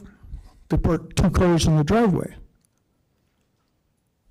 This doesn't have driveway for them to park those 2 cars. So we're looking at the on-street parking. Our neighborhood has on-street parking. Our on-street parking is full bumper to bumper. We could go there right now and have a hard time finding a parking place. So if we didn't have those driveway spaces, the on-street parking would not accommodate. And I'm afraid the people in the neighborhood A1 are gonna be parking in Shaw Heights, because that's the only place they're gonna have to park. I mean, I'm real, you know, it's a real honest concern, you know, and I hate to kick a dead horse, but, I mean, if this doesn't work out, what's the backup plan? Sure, I appreciate it, Commissioner, and I'm going to probably bring up, and they don't know this, but I may call on the proposed developer to Brookfield, the owner of this site as well, because I think they can talk a lot about how they approach this in all of their communities. I will say this is a pretty common parking pattern. I'm not, again, saying that anything is out of that, but these are alley-loaded product. That's a completely different circumstance than we have today. I also think, and I mean this respectfully, I think we have to live a little differently. What you're describing is happening, right? You are correct about that. A lot of people store it. I probably can park in one side of my garage, right? So I understand that, but I'm a front-loaded and have those. I'm not in an alley-loaded product, and that lives differently. The square footage of these homes also lives differently. They're smaller by design. They're more sustainable. They're more because of that on a square footage basis. So I think they're going to live that way. So, sir, the only thing I would point out just about A1, that example, there are 49 spaces along 88th and along the park. That's a lot of additional parking that we don't count. That is not counted at all. That's 49 additional spots. We think that really does that does provide some of that coverage, right, sir? I think there should be that protection. 49 spots is a lot of additional parking that's there for that neighborhood. I think there will be some people park through the neighborhood, drive there to go to the park, right? It's going to be remarkable, that view to the west. So we think we're accounting for that as well. So I think we're trying to kind of put also belts and suspenders on this. Park in a different methodology by not front loaded, but then also have it. But if it's okay, I'm going to have the developer just talk about how they do this in other neighborhoods and approaching this from a design standpoint. I understand the difference between the front-loaded and the rear-loaded. Ours, like you mentioned, is front-loaded. You park two cars, you have to skip one for the driveway. You park two cars, you skip one for the driveway. So we're talking about a 30% difference. We're not talking about night and day. We're talking about 30%. Right, absolutely. And I would say, but on the street frontage, the availability is completely different because there's no driveway cuts there. So there is that much more street frontage available for parking along the street. Right, but that's what the 30% is. Yep. And I think we should also look at, since we're talking A1 and A5, since they're both the Brookfield property, we should also bring up that slide from A5 regarding parking, because that was significantly less than A1, which generally we're providing the same number of spaces, just in a different configuration. But A5 and A7 both seemed like they had huge deficits. Yeah, thank you, Commissioner Mayo, for your question. We do a lot of developments in high-density communities like these that have single-family attached and single-family, narrow single-family detached. And the way that we have been successful in mitigating parking on streets is to deed restrict it through our sub-HOA, which will be managed by the HOA, which is a sub-district to the Uplands community. So basically, when everybody buys their home, they agree to a set of rules and regulations that bind them by having to park in the garage as opposed to storing in their garage and parking on the street. So that is something that every one of our owners would agree to when they buy the home from us. How does that work? I'm sorry? Successful? It has been successful, yeah. I'm sorry, I didn't have my mic on. You say it's successful. This would be something that HOA enforces after you're gone. Correct. The HOA would be there in perpetuity. So have you ever gone back to these HOAs and find out how they actually restrict this and how they monitor this and how they enforce it? Yeah, it's typically done by drive-bys. If people are, if the garages are open and it's full of storage, they usually would get a notification. There's a call to action for that based on the guidelines in the contract that they sign. And it's usually an iterative process. It sometimes can be a lengthy process for people that don't choose to comply, but the majority of the residents do. They all share the same concerns about overcrowding on the parking spaces, and that's what their garage is for. Great, thank you. Sure, thank you.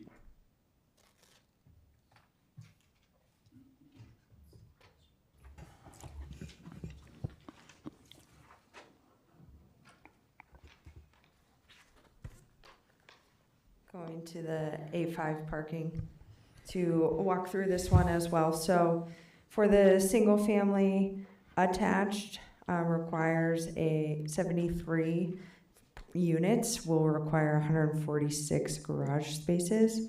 We're providing 146. For the SFD enclosed, we're required per our 93 units to provide 186.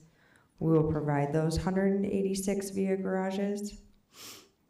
The driveway spaces, as denoted when we just talked about A1, will have 0 as they're alley loaded. And we provide 147 on-street parking spaces. And I'm gonna go to this one that shows where those are, just as a little bit more help here. And then we're providing an additional 18 right-of-way spaces in that teal color along West 88th. And due to the way that right-of-way tapers, we can only provide those on-street on 88th where they're located. So explain that to me. So on-street parking is not allowed on 88th Street on the south side from that point to the east? East of Hooker Way to Federal. And that's because of turn lanes or something? Yep. Okay. Wow. So all of those people that front on to 88th, all those single-family homes, what is there, 2, 4, 6, 8, 10? There's like 20 of them. They have somebody come and visit them, say they have visitors. Where are they supposed to park? Internal along West 87th, they'll be parking along Hastings, Grove Street, and Green Court, as well as along Irving in 87th. That's a long ways away for grandma to walk to visit. Okay. We do. I think that kind of proves my point, actually. That concerns me because, it's not just how many spaces you have, it has to do with the proximity of where those spaces are to where they're needed. I see a real deficiency in that upper north edge. We do have some ADA spaces here in that head-in on the right-hand side of those alley, the first alley west of Federal. There's ADA accessible spots there. Yeah, thank you.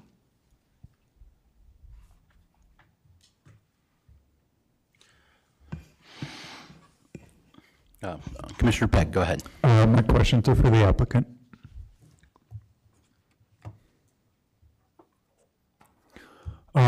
If you were required to add in the missing parking spaces, what kind of changes would you have to make? Let's just take PA A5 for an example. Sure. I'll have our planners kind of address that. I guess one thing I would add, Commissioner, just in response to that, is between 88th and 86th along Federal, we expect that to be a BRT transit stop. They're going through that process right now. So along Federal, a bus rapid transit. For transit to work, we need people to use it, right? So I think we believe that that's a really important part of this solution, is to have that and take advantage of that opportunity there. I think from a design standpoint, there's no question it would just be probably some loss of units, right? That's probably how we'd have to address that, to find that. And then I think we really do believe philosophically that this is right to have a or an alley loaded product, right? To address the street along 88th, to have that ample setback. That's another big part of that, is that 50-foot setback along Federal to really allow that transition. So, sir, we'd lose units and probably change that. We're also exceeding some of that private parkland. We'd probably have to shrink some of that down to provide additional parking as well. Okay, thank you.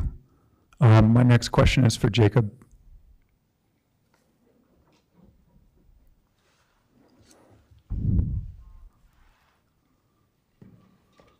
So I'd like to draw your attention to the 2040 comp plan. It says that we want to be focused on providing a balanced mix of housing opportunities for a range of incomes, age groups, and lifestyle choices. So if we get rid of units, how does that fit with the comp plan? I don't think the comp plan specifies a minimum requirement of units on most of the designations. Not a number of units. It says there's a cornerstone focused on providing a balanced mix of housing opportunities for a range of incomes, age groups, and lifestyle choices. If we get rid of units, how does that square with the comp plan?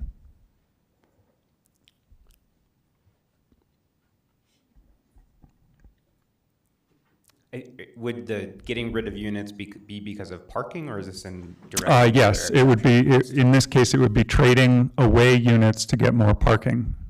Would you say that that is in keeping with this cornerstone from the comp plan? I would say that that cornerstone from the comp plan is broad, large reaching across many different aspects of planning. And I don't think that necessarily one site plan thought process. Broadly said, I think that we can accomplish the goals of that regardless of the specific unit count. Okay. And then I have more or less the same question about strategic priority 1, access to opportunity. If we were to have fewer units and more parking, would that advance access to opportunity and prosperity for all in Westminster through diverse housing choices, increased mobility options, safe and walkable neighborhoods, or strong social networks? Probably decrease our compliance with that strategic goal. Okay. Thank you. Mm-hmm. Yeah, and let's make sure that we go through the A7 parking counts too, because that was also significantly there. And I appreciate Mr. Kaza's comment, but I also think that there's a quality of life, and quality of life aspect too for having something that's overparked but also underparked. And I'm still skeptical that this future bus rapid transit, if you build it, will actually come. So, but I'm sorry, go ahead. Commissioner Cartman, do you mind if I just Yeah, want to please. respond to something Yeah, go ahead. Commissioner Peg said? Bonnie Nishelik with Uplands. I appreciate you pointing out those points. I wanted to I know most of you were on the Planning Commission when we originally presented our PDP and our MODP. And a lot of the points that we talked about were providing that diversity of housing. We had a lot of charts and tables in our original presentations about how so much of Westminster was designed as large lot, single family homes with front load garages or high density multifamily. The whole goal of Uplands is to provide this missing middle housing. If you want to live in a 6,000 square foot house with 2 garage spaces and true driveway spaces, Uplands probably isn't the place for you. But the goal of Uplands is to provide that housing that's not being provided currently in the city for people who might live in a little bit different way, maybe deprioritize their cars, take advantage of the BRT.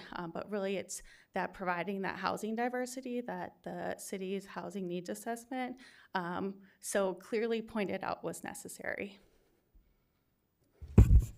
And with that, I think Haley can walk us through the A7 parking counts.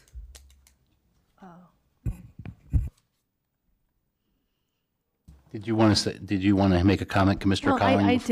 I did want to make one comment. I'm sorry. Okay, go ahead. Kaylee's having a hard time getting through her parking count. I apologize. We can wait, yeah. And I agree. I actually love the site plan. I love the diversity of housing. I think the architecture is great. There's so much I like about this. I mean, there's a lot that I like about this. I mean, you guys have done an excellent job.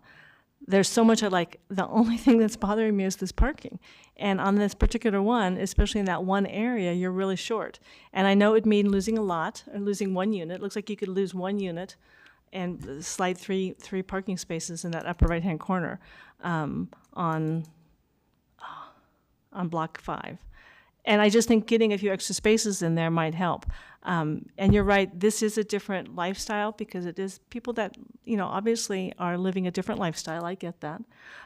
They can't afford a house that's got 2-car garage and a driveway. They can't afford it, so that's why they're living here. That doesn't mean that they don't want to still park 2 cars in the driveway and 2 cars on their apron, but they don't have an apron, so they're parking someplace else. I just want to make sure that we don't create problems in the future. That's all I'm saying. On 88th, that area where they're adding the turn lane, as you go towards Federal, is there parking on the north side of the street? So I'm thinking that people that have guests are going to be parking on the north side of the street. So is that what's going to happen? Yeah, I just pointed out, we'll look and see if there is allowed on the north. The reason that's really dipping, it is the turn lane, but remember, we're realigning that intersection. Understood, If you think yeah. of Eagles, how far south that is across the Sure. east side of Federal. So we're actually realigning that entire intersection because it's been a big safety concern. So that's why you're seeing that dip and no parking allowed there. You can see it today, kind of how it's realigning that intersection. Yeah. I mean, I'm looking at this, and it looks like that lot number 32 could be eliminated, and you could get 3 or 4 parking spaces right there. And that might be just enough to satisfy that issue.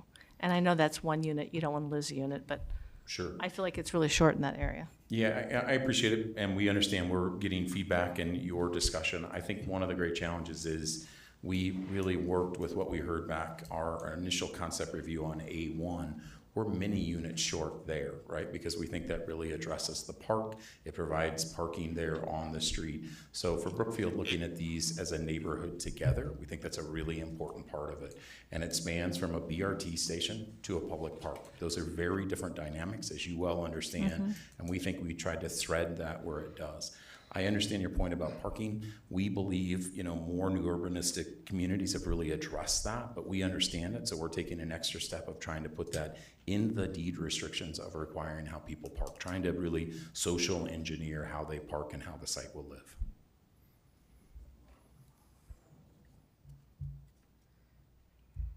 Really quick, jumping back to the A1 and A5, wanted to also denote that area that was of concern for additional parking. Those 3-story homes have an optional option for a 3-car tandem garage. So if that was important to somebody, that is something that they could do, which is not counted in our parking. That is above and beyond. And just so I understand, you're talking about that upper right-hand area in Block 5. That Yeah, backs and that backs onto 88th.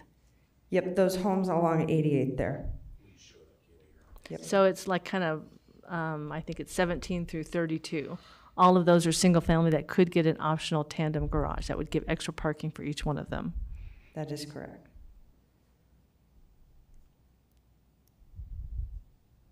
Almost to the last strip, sorry. So all of those homes in that yellow color. Great, thank you. Mm-hmm.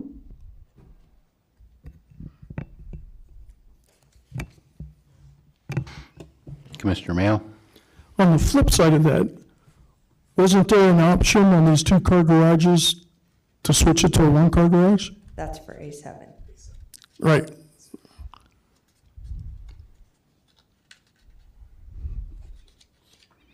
So in some of these places, we're counting 2-car, but the people have the option to get rid of one of their garages.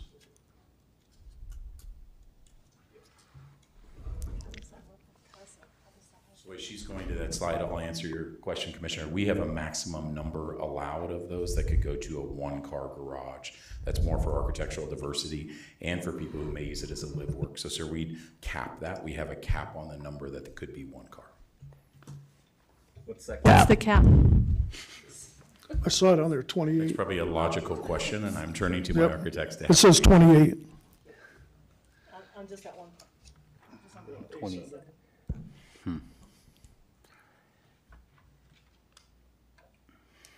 All right. Let's walk through A7 here on the screen. So the single family attached, we've got 68 of those units, and we're required to provide 136 off-street spaces through garage parking. We are meeting that, providing 136. Then the SFD, we are required to have 224 off-street spaces based upon 112 units. We are providing 196 of those via the max of the 28 1-car garage opportunities.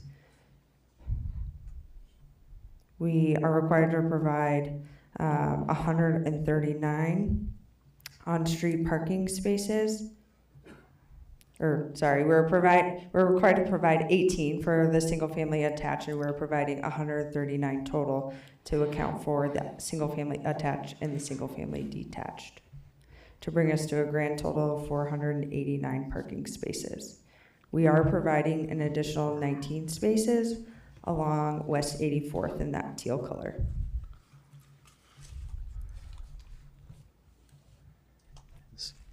Where is 489 on your, Yeah, I'm not seeing that. I see provided 350 in the chart on the top. And then below it talks about guest parking breakdown. So 350 is our off-street, and then 139 is our on-street. Combine those together gets us to 489. Got it. Okay. I'm not seeing the 139. I don't know. I know I'm in the weeds here, but it's not mathing for me. I think it's provided, there's 350 provided. Those are the parking requirements on the top. Ryan, do you want to come forward?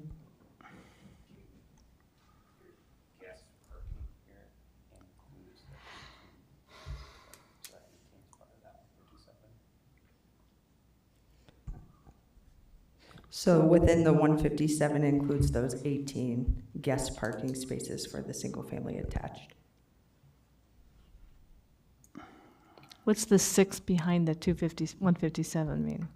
Within parentheses are the numbers of accessible parking spaces that we're providing.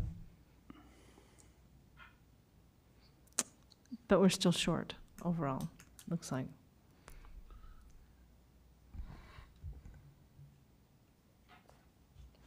Okay, thank you. Any other questions from the commission at this point? Mr. Jones? Yeah, so I don't want to be a dead horse, so I'll just echo what David and Richard and Tracy brought up concerning parking, my concerns align with their concerns. I'm going to switch over to the storm situation. I get it, it's a once-in-a-lifetime situation, but this is something that members of the community have brought up before the commission about how the potential rainfall will be addressed. And I think we faithfully told the members of the community that we would manage and mitigate such a crisis that could arise, and it did arise. So from the developers to the city, I want to kind of just get an understanding of what happened, why it happened, and what you guys are going to do to prevent it from happening again. Commissioner, I'll start first if that's okay, just to give our perspective. That was a storm event, a major event that occurred Saturday night into Sunday. That is on the erosion fences there. I think we all were in it, right? It was a major event that happened very quickly, right? The rain event, there was flooding across all ways. The challenge here is there was the erosion control fence. A few areas of that broke through, right, from the sediment and the mud that was going there. Most of the mud or any of the erosion material that went across was actually down Shaw, right, on Shaw Boulevard towards Circle. The reason for that is, sir, and I'll just tell you plainly, one of the great challenges here, we were in a little window where we were ready. It's actually open along Shaw. We had cut there to make the connection to the outfall structure. So that was the construction activity that was happening. So it was open. We were ready to make that connection, and that's when the storm hit. So it was a combination of construction factors. I could not agree more with you that we understand the severity of that. I have to hear in that respectfully from the community, and I don't want to stand there and say we want to do better. It was an event. The city, I will say, did exactly what they said. The next morning, we got a notice that they would have to do a stop work order. We got that notice. We have met every day on site to mitigate it and to fix that. That's not enough, to your point. So what we are doing now is going to install earthen berms along Lowell, substantial earthen berms, and then only the first upper cell, the upper cell of the permanent detention pond has been built, right? So it's a temporary storage now. Only the upper cell has been constructed. We're also doing some grading on the west side of that will provide more storage. So we are going above and beyond because we don't want it to happen again. We don't want it to happen again, so we don't get a stop work order. We don't want it to happen to the neighborhood, right? So, sir, I agree. I think that's what we're going through. We wish it wouldn't have happened, but that's how we're trying to address it. Again, the city responded just as they should have. They have cited us. We have met every day. I'll let them speak to that, but that's our perspective from a construction team.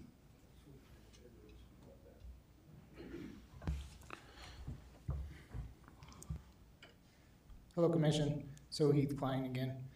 Just as Marcus did mention, the city has been meeting with the developers and looking at creative ways to prevent this.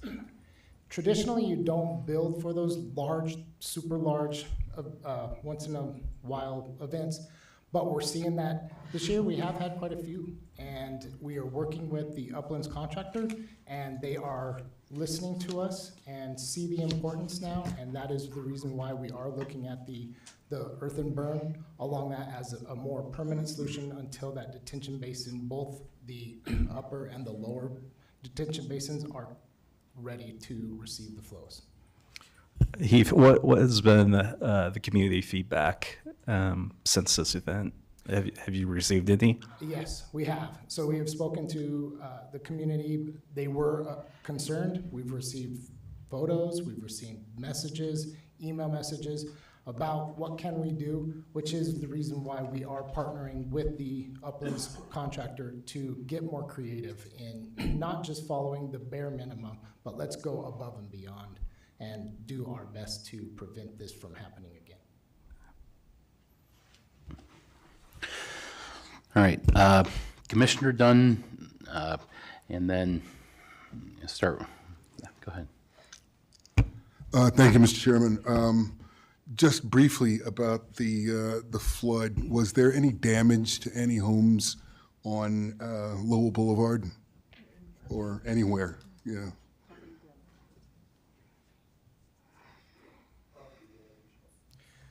To structurals, no, we have not heard that. There has been some flood and debris that got up onto some property. The contractor is looking to remove that, get the silt and any other sorts of debris that would go up on the sidewalks and into a front yard, but there were no structures that was damaged. Was there any property damage? I have not seen any assessed property damage. I know that there was, again, some debris that got onto that. I don't know if that ripped out any yard, ripped out any fencing, or any typical property damage that has happened that way. Okay, thank you. My next question just gets back to the parking, so that might not be. Do we have an overall number generally? I mean, we've bandied about a lot of numbers. Do we have a final number of the shortages of parking spaces for each and overall, for each neighborhood and overall?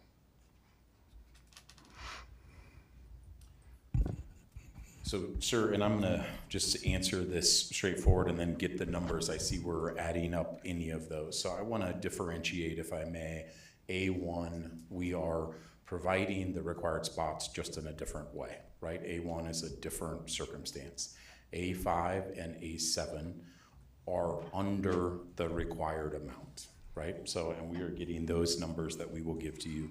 A5 and A7, again, the reason for that is the alley loaded and the proximity to federal.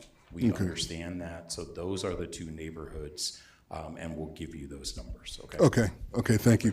The reason I ask this is because I understand the new urbanism spirit upon which this development is being made. So, you know, in urban settings, of which, you know, I've certainly lived, you know, everybody doesn't have a car. So it seems like you're trying to sort of bridge a gap here between urban living and suburban living. And you seem to be doing a good job. I mean, you know, people visiting a house fronting on 88th Avenue can certainly make practical plans to drop off grandma before they park. So I get what you're doing here. There's probably not going to be a lot of, parking for everybody who wants to visit. So I understand the bridge you're trying to gap. So thank you for that. Sure, absolutely. And I think I'm not stalling at all, so we can give you those numbers. I appreciate it. I think one thing we're also trying to show here is just the porosity of kind of this neighborhood and addressing 88th, right? Instead of having more streets and larger lots and front loaded. If you look north to Shaw Heights, it really shows just the difference of development pattern, right? It is going to live differently, right? So as you see that site, I know that shows A1, A5, but you think of how that lives differently. So what we're trying to do is if people want to have that 3-car garage, they would buy that 3-story home that has that option, and we would require that they have that. So particularly you see all those 3-story product are aligned with that curvature of 88th, where there's not parking allowed along 88th. So we are trying to adapt to that user, to tailor to that user. We've just chosen missing middle and focus on design rather than a driveway, because that price, and I understand all of it, but that means just a price point. It's a square footage, it's a lot size, and that adds extra. It's an amazing amount that adds just for that driveway. We think we can solve it other ways and better ways. All right, Commissioner Mayo, and just to remind the commission, we still haven't had public testimony yet. So if we can ask our questions quickly, please. Yep. One last question. This one's for Mr. Kaza. Maybe this will clear the fog in my head. In other developments, when we build houses and there's streets in there, do we count the on-street parking as parking provided by the developer? Is that a normal thing? Commissioner, so under our parking regulations in Title 11, we do not count on-street spaces as counting towards the minimum required parking. For both commercial or for private, we do require the spaces to be generally on lot unless they're required as a shared amenity in which they can be in a shared space. Okay, thank you. Commissioner Zhang. All right. I think I'm done with parking for right now. Back to stormwater, weather developer city. What is the timeline that you have projected to rectify this issue? Yeah, we are back on the storm drainage issue, the stop work order. We have a meeting tomorrow morning, we believe, and I'm just saying that all that work has been done, but we want to be sure and make sure that everybody goes through that process. So that we believe will be remedied tomorrow, sir, but that's the scheduled meeting, and if there's not, we'll do additional discussions about what those activities are. Okay. All right, one more. Thank you. This is on stormwater. So my understanding is the reason this event was such catastrophic for this area is because you were in the middle of building the stormwater, right? Detention facilities. I think it exacerbated it for sure. Yes. Do we know, and this is not a once in a lifetime event, I don't think, because this, I would like to know, I know Mr. Klein, you're not a civil engineer, you're a traffic engineer, but do you know what event this was? Was it a 2-year, 5-year, 10-year, 100-year? What event storm was that? Do we know? Unfortunately, no, I do not know what event this was, whether it was a 50-year, a 10-year, or a 100-year event. So we don't really know how often this could happen. So I doubt this is a once in a lifetime, but the point is that it happened because the detention was not complete and they were middle of building it. That's correct? Correct. The site is under construction, and the stormwater best management plans, the BMPs, they were in place, but there was some sufficient pressure that built up, and we saw the silt fence fail. And so that is something that we're going to rectify, but it's not designed for the 100-year. And as we continue to develop the true storm detention basins, then we're not going to see that. And ultimately, it'll be piped from Lowell Boulevard to Circle. Down Shaw Boulevard. And then the last question: this event and the somewhat damage that occurred. No property, no structural damage, but it sounds like some people got their front yards or some flooding in their yards.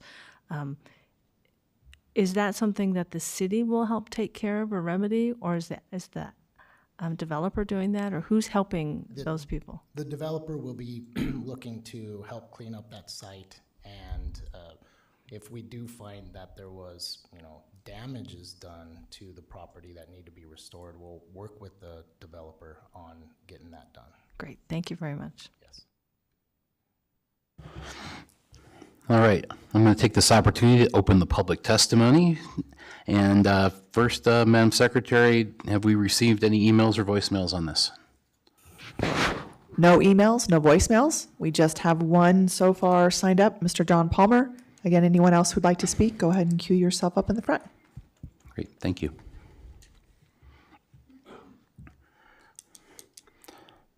Good evening again. Same question regarding conflict of interest with Mr. Carpenter, blah, blah, blah.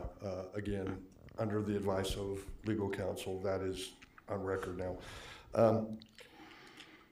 Lots to talk about. We didn't hear about any overall heights on the A7 property or the A1 property. I only saw 45 foot on the A5 property, which is nowhere near what anything in the existing neighborhood across the street is. They're all single story, maybe 30-foot tops.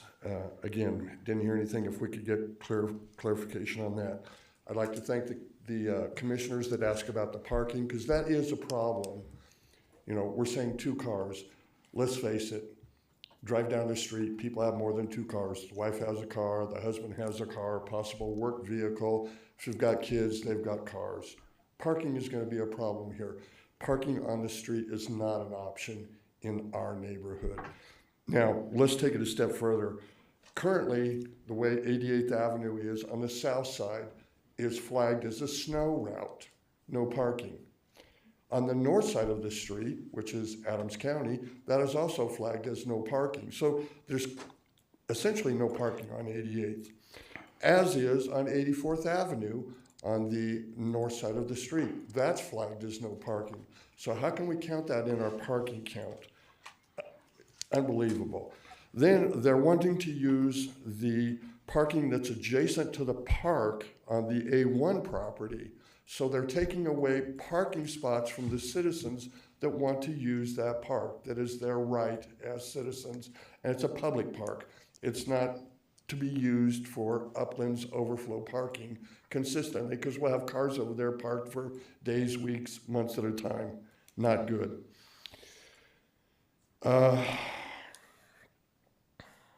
And I would have to agree with Mr. Carpenter on the BRT. That seems to be kind of a joke on the north end of town. That's what, 15, 20 years out? So I don't even know why that's in the equation or why they're bringing that forward. If I had a $600,000-$700,000 house, I wouldn't want somebody dictating to me what I could and couldn't park in my garage, or that I was mandated to park in my garage. I don't know how you people feel, but I wouldn't want to live that way. Now, I want to take a few minutes and talk about the stormwater, because I think I'm best qualified living in the neighborhood. This is not the first occurrence. I believe this is the 5th occurrence. And last time, the first occurrence was the big snowstorm, and oh, that was catastrophic. That was a once-in-a-lifetime deal. Here we are 4 storms later, 4 stormwater violations later, and it's the same story. They keep putting Band-Aids on it. We've got other contractors in this city and in this state that can figure out how to maintain a job site and not have these problems. If any of you are questioning what actually happened, go to the Save the Farm Facebook page. There are numerous videos and numerous photos of the damage done. Now, what's even worse was members from the community contacted the city Saturday night when this was going on, Saturday afternoon, as well as Sunday. I got an email, or excuse me, a text from John Burke that the contractors, Uplands, was notified at 8:44 a.m. Sunday morning that they needed to get out there and rectify this problem, because potentially there would be another storm coming Sunday. They didn't come out Sunday. They waited till Monday, and consequently, we had another storm on Sunday, which just added to the problem. Yeah. The mud was so deep you couldn't see sidewalks. People couldn't navigate through the neighborhood, the seniors that do their morning walks. It was disgusting, absolutely disgusting. And yes, there's a stop work order in. I was told by John Burke also that could take a week or more for the engineers to file all the reports and get cleared by the city. Now, also a substantial fine for stormwater violations. Those two things alone do not make them in good standing with the city council, or this commission. They are not in compliance with the stormwater requirements, even though we're looking at them, and their mitigation is a joke. They're blaming it all on the silt fence. There was issues that came from areas that don't have a silt fence. 84th north on Lowell towards the top of the hill. The silt fence isn't there. It wouldn't have done any good anyways. All of that open exposed dirt, where's it supposed to go when it turns to mud? It all came down to Shaw. So it wasn't just on Lowell where the silt fence came down in multiple locations and areas that didn't have silt fences. It was piss poor planning. Again, this isn't the first time, the second time, this is the 5th time. And I can speak to this because I live right across the street from this fiasco. It shouldn't be allowed. It should have never happened after the first or the second time. They keep making excuses.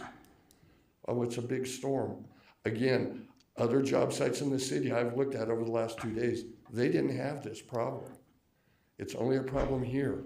So I hope you take all that into consideration in your vote, and I hope you table this or make them come back when all of these problems are rectified so that my neighbors in my neighborhood doesn't have to deal with this every time the rain comes.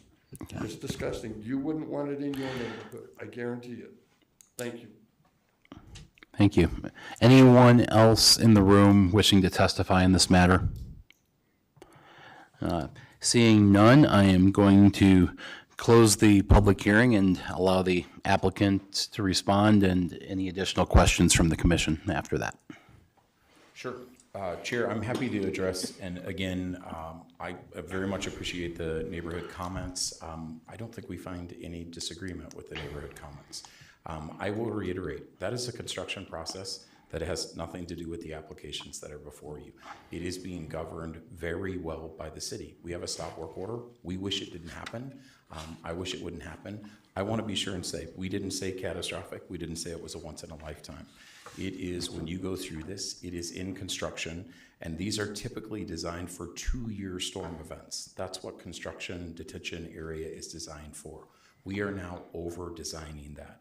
I also want to reinforce that the measures that are put in place are inspected on a weekly basis by the city. The city has done a great job. If every week we are in compliance with those, then we're not cited. These have been on storm events. So we agree, we're fixing those, and we want to continue. We don't want to be bad neighbors, we want to be good neighbors. That is kind of a set aside, although it's a very important part of that. The most important thing is in the next 2 months, the rest of that pond in A3 gets built. That's what needs to happen, right? None of the temporary measures. It is about that pond. Please refrain from commenting in the audience. So I agree with that, and I have full respect again for the neighborhood. I do want to be sure, sir, because I think we have failed to mention it. I want to just give you the numbers on the parking if I transition to that. Please, thank you. So in the A1 neighborhood, there are 78 units. We are 4 spaces over the required amount. And most importantly, per unit, we are at 3.2 parking spaces per unit. This is the requirements, the code we have today, 3.2 per unit. In the A5 neighborhood, there's 166 units. We are 64 spaces deficient, but we are still parking at 2.9 spaces per unit. Overall, that is the parking ratio that we are providing. On A7, we are again at 180 units there. Here, we are 118 spots deficient. We are still parking at 2.72 parking spaces per unit. And I will say we submitted a very thorough parking analysis submitted by our engineering, and we cited the code provision that specifically allows the planning manager to allow this reduction to occur if the neighborhood design provides that type of design. So again, reinforcing, I don't need to re-go through it. I think we agree, if somebody doesn't want to have those types of restrictions, this is probably not the neighborhood for them, right? But we understand this is a missing middle, that housing diversity, we want to provide it. We think that's very ample parking, even in a suburban city, right? Still with that very high 2.5 plus, some over 3 dwelling or parking spaces per dwelling unit. Well, thank you for those numbers. That's really helpful because a lot of synthesis and math on the fly. I appreciate that. Yeah, and I also appreciate the stormwater conversation. And I get the stop work order. However, hopefully it's not stop work as far as fixing the problem, which I don't think it is. I guess my question, not sure if it's for Mr. Kaza or Mr. McConnell or maybe even Greg, but does this stop work order mean that the applicant is in default or has an outstanding obligation to the city in the meaning of the code?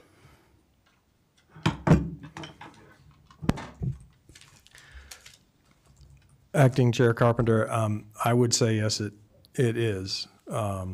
It is a default or an obligation to the city under the meaning of the code. It's the applicant who is responsible, and it's the applicant who's responsible for the construction. The commission still has the same 3 options it pretty much always has when making a recommendation to council, which is deny the application, recommending that council deny the application, recommending that council approve the application with conditions. In this case, the condition might be, for example, coming into compliance with respect to the stop work order. And the third one, of course, would be to recommend approval with no condition other than what's already in your packet. Great, thank you. That's very helpful as far as where we are legally. Appreciate that. Commissioner Colling, you have another question? I did, thank you. Marcus, can I ask you one thing about the parking numbers you provided us?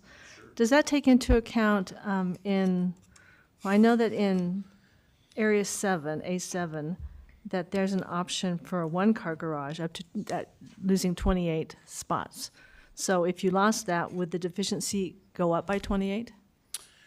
I think that's probably, no, that's not, I'm sorry. We're gonna have. You want to phone a friend? Great.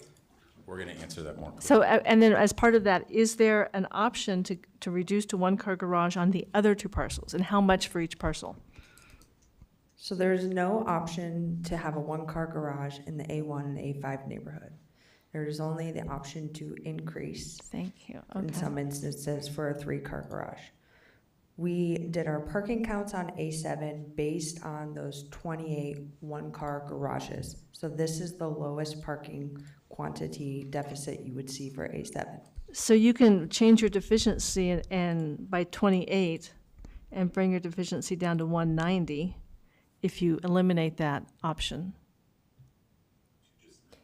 To just 90. So you would be 90 deficient instead of 118 deficient. Yes. Talk to me about how important is this 1-car garage to people?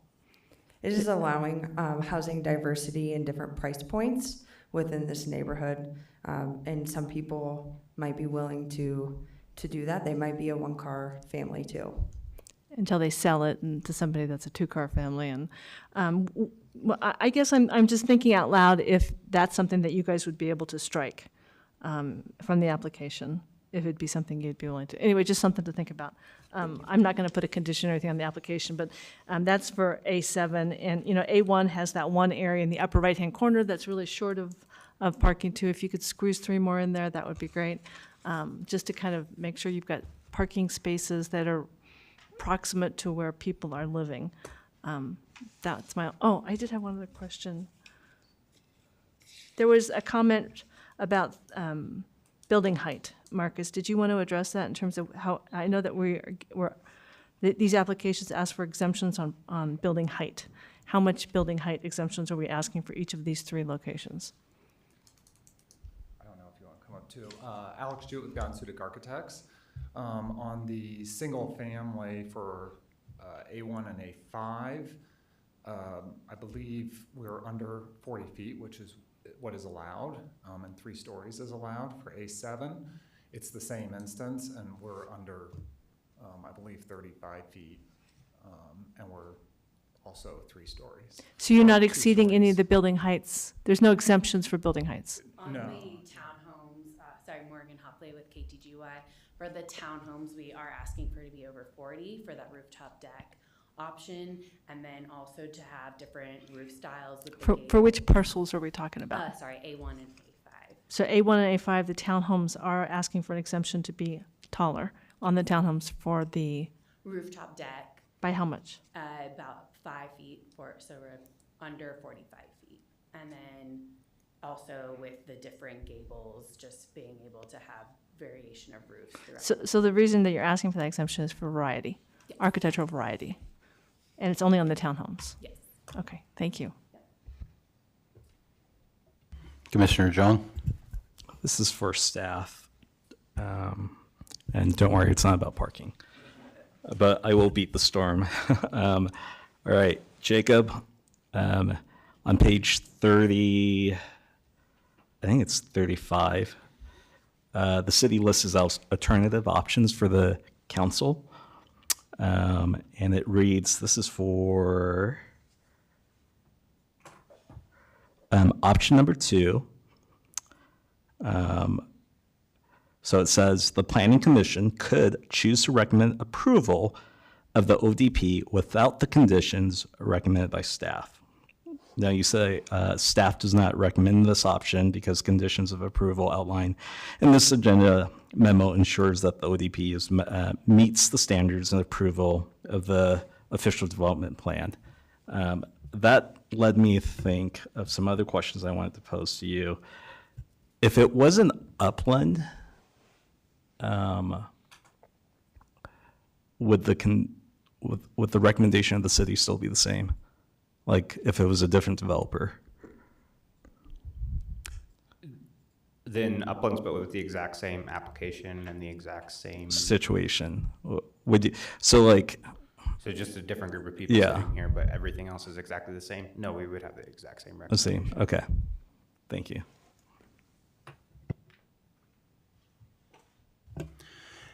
Any further questions? Oh, Commissioner Pegg. Yes, this is for city staff regarding the flooding issue. So there's a stop work order in effect on the site. Can someone from staff please explain to me what exactly that means? Yes, so what the stop work order does is it prevents the further grading to prepare for utilities, the further installation of utilities. It only allows for the work to continue to remedy the issue at hand. Okay, and what are the conditions that the applicant has to meet in order to lift the stop work order? So the reason was for sediment discharge from the upland site, improper sediment control measures, and then pump discharges without sediment control.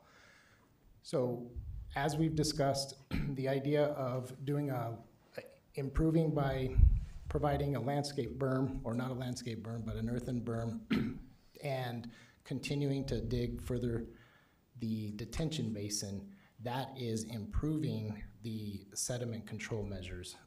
And our stormwater team is working with the uplands contractor to make sure that is moving forward to their satisfaction. And then that would be when they present it to the city engineer to have the stop work order lifted. Okay, thank you. Thank you. Go ahead, Commissioner Jung. I do have a question for Jacob, or Heath, probably for both of you. Okay.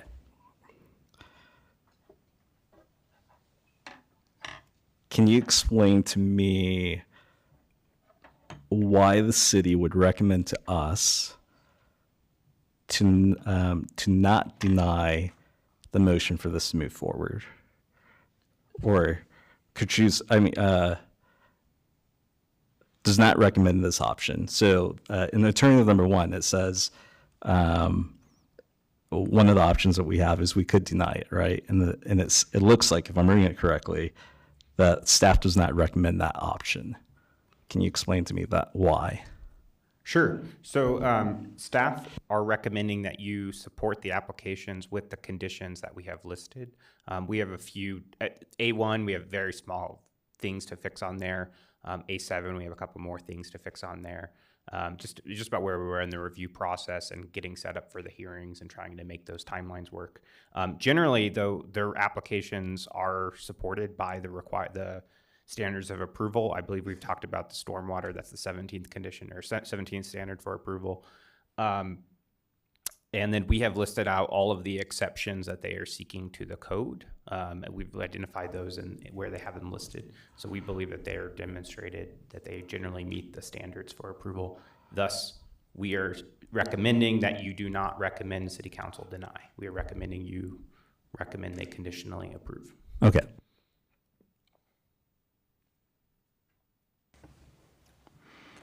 Any further questions?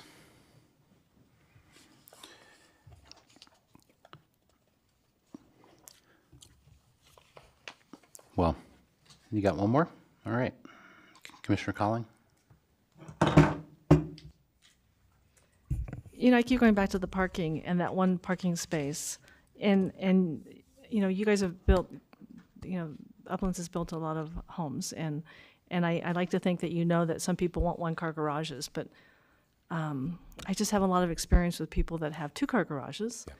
My son, for instance, townhome, he's got a two-car garage. One side he parks his car, and the other side he's got a TrueFit little gym thing working out. There's 3 people on my street alone that are younger, and their whole garage is a TrueFit thing. They pull their cars out and they work out in them. So I can't imagine someone wanting a one-car garage. I'm sorry, this is just my wisdom of a person that has a 2-car garage, and I only park 1 car in it already. So I'm thinking that there's a need for 2-car garages. And so I'm going to let our architect, and then I have a comment. Thank you. Please, yeah. Yeah, I just want to talk about the 1 car. It's for a smaller house and to try to add to the diversity of the architecture. It's a 2-bedroom house. It's not a big house. And so we're hoping that this will help and with the attainability to just get the price down. It's not on a very big amount, not on a lot amount of lots. And it is an option they can choose for the first person who buys it. Sure. If it's not a popular option, I don't think they'll take it, but we think it does help. Does it reduce the overall square footage of the house, or does that other one-car garage become other kind of living space? No, the house itself is reduced down. So it's a completely different floor plan, is what you're saying. It's a completely different floor plan. It's an option in the fact that a buyer who's buying the lot can choose that house as an option amongst the other houses. But the house itself isn't reducing down the garage, if that makes sense. Yeah, I see what you're saying. It still reduces, it would still, by eliminating that, it would still reduce the deficit, for sure. Yeah, I'll just say your comment about that, we just conferred with the team there on A7 on those 28 spots, because we had to count as if all 28 chose that option. We're more than happy to look at that, right? On moving forward, that would address that. You did the math correctly. If we took that 28, the deficit would be 90, and we'd be approaching almost 3 dwelling units, or 3 parking spots per dwelling unit. I think also, and additionally, I want to point out, just talking to Brookfield about that corner that you identified in A5, those are all that 3-story product there and can have a 3rd-car garage. So we're going to study in that corner where you pointed out, is there a way to mandate in a few of those units there in that corner that you kind of identified to make those be required 3-car parking there? For the point, those are harder to access, some of those. So I think we want to look at that. We'd love to continue to move it forward because we believe we're meeting the PDP, which specifically outlined this, but we think those are great suggestions in looking at the site plan. So this is a question for staff or maybe for legal. If we make a recommendation for approval and we put those in our condition, is it something that City Council would then consider or the applicant would need to address before they go to City Council? Or is that something that we just have faith in the applicant that they will actually look at this and possibly go to the City Council with these changes? How's the best way to address it? So if you were to recommend, if the commission were to recommend approval with conditions to City Council, that will go in the City Council's packet and they will see that the planning commission made that recommendation conditional upon these particular conditions that the applicant would, in theory, have to comply with. Now, city council doesn't have to agree to that. City council gets to make its own decision, but it certainly carries weight with the city council, what the planning commission recommends. And then if the city council were to approve with those conditions, then the applicant would have to comply with those conditions or the approval is void. The city council would have to agree to Sorry. those conditions. If I may have misspoken, the applicant would have to comply with the conditions that the city council put on their approval, or the approval would be void. Got it. Okay, I think I understand. Perfect.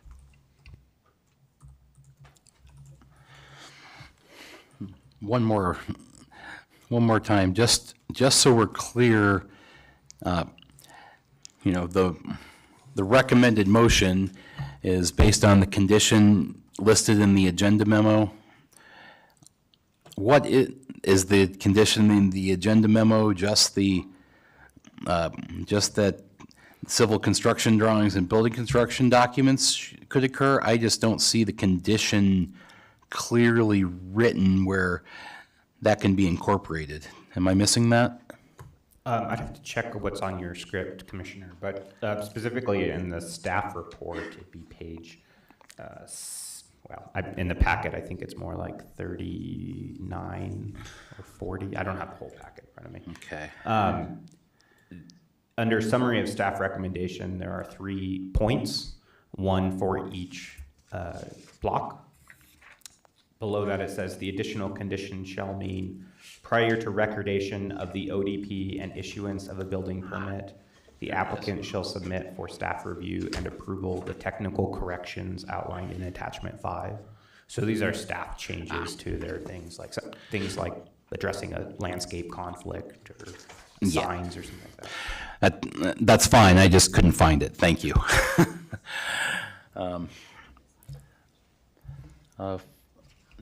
Commissioner Dunn. Thank you, Mr. Chairman. Before we proceed any further, I would like to request a few minutes for bio break. All right, we will take a 10-minute recess for a bio break. Be back at 9:41.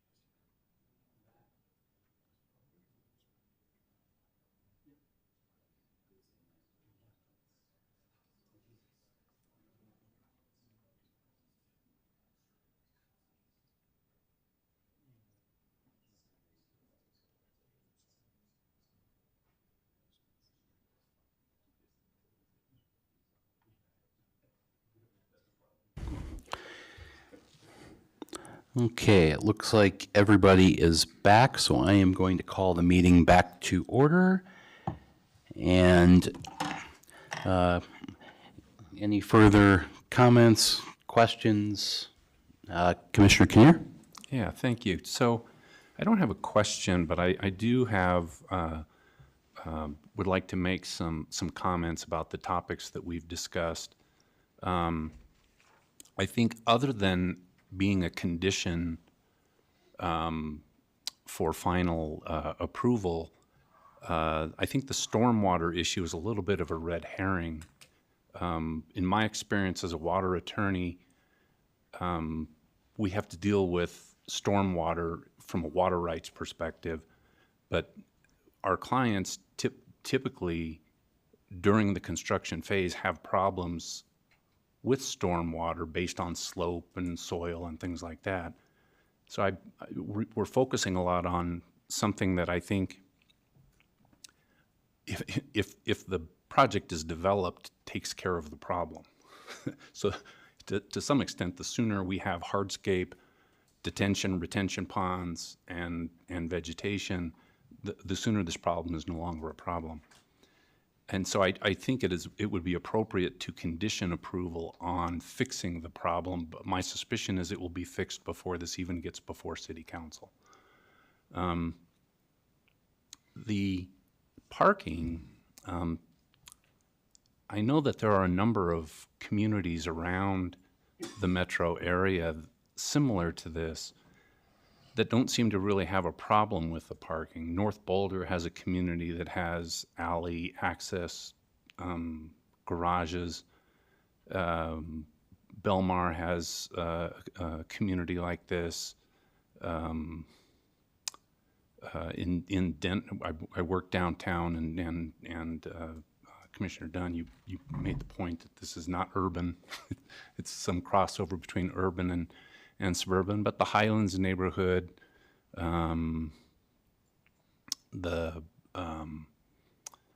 5 Points and the environs around there and the Source have communities that are developed like this where they're reliant on people using alternative modes of transportation. They provide parking from alleys, and I guess I just don't see that as big a concern. If someone is buying a house where you have noticed that you have garage parking from an alley and there is no, your alternatives are street parking, then coming in, right? And if someone selects a one-car garage and they're going to sell the place, then whoever's buying it sees that it's a one-car garage and there's not parking nearby. So I guess I don't share the concerns regarding the parking that have been expressed simply because I've seen communities like this, designed like this, succeed. And I know there was a comment from the community that spending $600,000 or $700,000 and not having street side parking would be a problem. And I know my friend who lives in North Boulder in a community spent $750,000 over 10 years ago on a townhome that has alley access to his garage, and there's no other parking. My guess is that property would sell for, well, it's Boulder, so it's magic land, but I have no idea what seven-figure sum that would get now. So I think that the attractiveness of the application is the variety. It's not the rubber stamp suburban subdivision that like where I live. It's something a little bit different, and I think to the extent that these are a little bit more affordable because of that provides benefit to Westminster. So those were my thoughts as we were having these questions and answer sessions. Commissioner Collin? I agree with a lot of what you said, that it is the uniqueness of this neighborhood that I like. But at the same time, I still feel like we're short of parking. And if it's okay at this time, I'd like to start making a motion for the first Uplands neighborhood.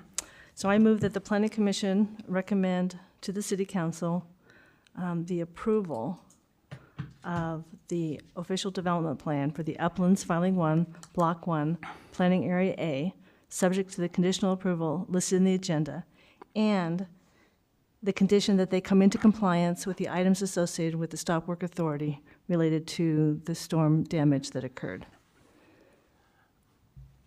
This recommendation is based on the finding that the official development plan is supported by the criteria set forth in section 11.15 or 11.515 of the Westminster Municipal Code.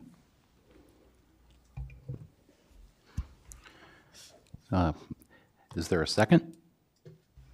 I second. Second. All right, sound like Commissioner Peg beat that one. Okay, it's been moved and seconded that we recommend the approval of the official development plan with the for planning area A1, subject to the condition in the agenda memo and condition on the applicant correcting the stormwater violations. Any further discussion on this? Seeing none, Madam Secretary, would you please call the roll? Commissioner Peg, Yes. Commissioner Kinnear, Yes. Commissioner Zhang, Yes. Commissioner Carpenter, Yes. Commissioner Mayo, Yes. Commissioner Colling, Yes. Commissioner Dunn. Yes. All right, motion carries on a 7-0 vote. Do we have a motion on the next one? I would like to make a motion to recommend that the City Council approve the official development plan for the Uplands Filing 1, Block 5, Area 5, subject to the conditions listed in the agenda memo, and upon the condition that they come into compliance with the items associated with the stop work authority associated with the storm, and that the applicant review the northeast corner of the area in question, specifically along 88th Avenue, to either add parking, additional parking in the form of 5 guest parking spaces, or mandate that additional tandem garage parking be required for 30% of the single-family homes fronting onto 88th Avenue. This recommendation is based on the findings that the official development plan is supported by the criteria set forth in sections 11-5-15 of the Westminster Municipal Code. Do we have a second to that? Second. Okay, it's been moved and seconded. Would you mind repeating the motion just because there were so many additions? So that was not a motion that we scripted. Commissioner Colling added to that, so I would like to, if it's all right with you, Chair Carpenter, to ask Commissioner Colling to revisit that for us. You didn't write that down as I said I was it? trying, and I just could Okay, not let me keep try this up. again. It was based on the subject conditions listed in the agenda memo, and that they come into compliance with the items associated with the city stop work authority items associated with the storm, and that they increase parking in the northeast corner of this area to either add additional 5 guest parking spaces or mandate additional tandem garage parking for 30% of the single-family homes fronting onto 88th Avenue. You know, and I mean it for that kind of northeast corner, so it's really from Grove Street East. No, that's not Grove Street. What's that street? Irving Street. Irving. East. Okay. All right, been moved and seconded. Any discussion on this? Commissioner Peg? I'm disappointed by this motion. I think that the lack of parking is actually in keeping with the 2040 comprehensive plan, particularly its focus on providing a mix of housing opportunities for a range of incomes and lifestyle choices.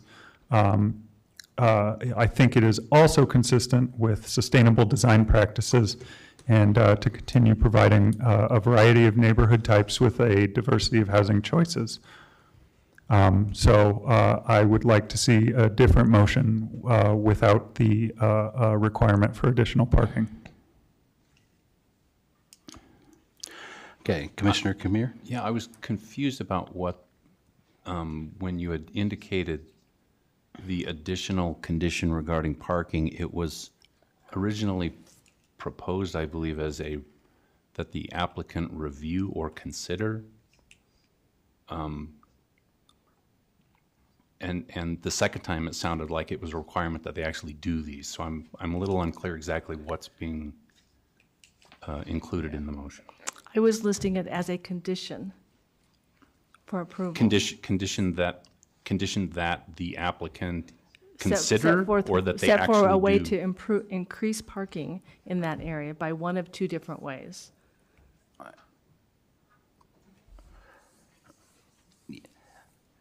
So not review, but mandate. I think so. I think it's very short of parking, yeah. Okay. All right. The city council can deny it.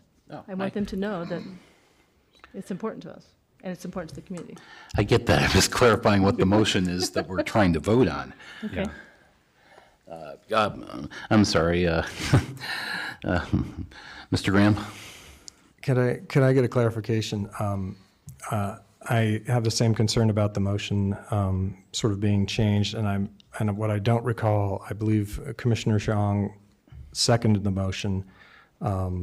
I don't recall if that was after your second explanation of the motion, but I believe it was after your first. So what I would like to do is make sure your change in the motion is okay with Commissioner Zhang, who seconded the motion. It's to consider, correct? That the applicant consider.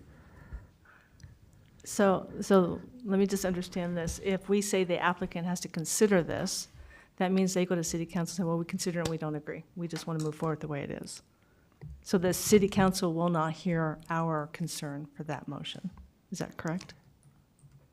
If the motion is to consider, if I remember correctly, the parking, if that is the motion and that is what's currently on the table right now, and that is approved by the commission, then that is the recommendation that will go to city council for this particular ODP. How So does they- that change if we mandate it? Well, Doesn't those are- that still go to the city council? It would go to the city council if you mandate it as you're recommending that city council mandate this condition. as They have opposed- the option not to, They correct? do. So it's really not that much different. Well, it's important to have an actual record for this body to know what this body is recommending to the city Understood. council. So it has to be one or the other. It can't be an either or. It's got to Right. be either recommend or mandate, or consider or mandate. So my intention was to mandate. Okay. Is that okay with the second, Commissioner Zhang?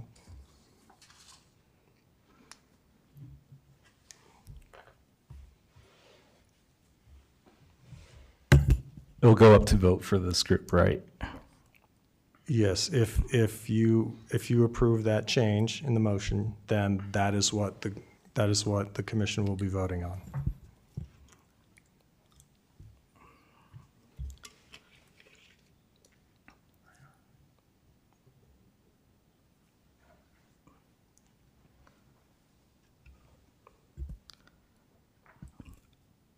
I'll second it. Okay, so if I just want to make clear, the motion is to recommend to the city council everything we've already discussed, and that city council mandate that the applicant Increase parking. increase parking in the area you mentioned, which I haven't written down. Yeah.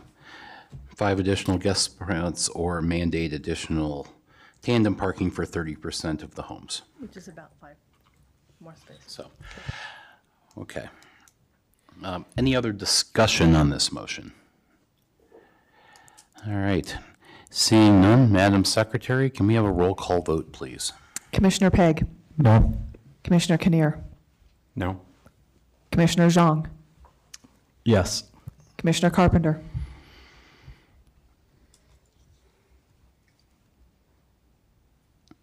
No. Commissioner Mayo, No. Commissioner Colling, Yes. Commissioner Dunn. No. The motion failed. Was that 5-2? Okay. Okay. So, do we have another motion? Commissioner Mayo? I move that the Planning Commission recommend City Council approve the official development plan for Uplands Filing 1, Block 1, Planning Area A5, subject to the condition listed in the agenda memo, further conditioned on City Council understanding the Planning Commission's concerns with the parking methodology, and conditioned upon the applicant correcting outstanding violations. This recommendation is based on the finding that the applicant is in default to the city due to violations of stormwater regulations, but that the official development plan is otherwise supported by the criteria set forth in section 11-5-13 or 15 of the Westminster Municipal Code. Thank you. Is there a second to that? Question. What's the question? There's a comment on parking. Is that? Repeat the comment on parking. The comment on parking is conditioned upon City Council understanding the Planning Commission's concern with the parking methodology. Not making any mandates, but just highlighting to the City Council that we did have concerns with the way the parking spaces were counted. All right. Is that clear to everyone? And is there a second? Do we still have comment period, or am I allowed to say something? Well, technically we should have a second before we start discussion on the motion. So if there's a second, then we can have discussion.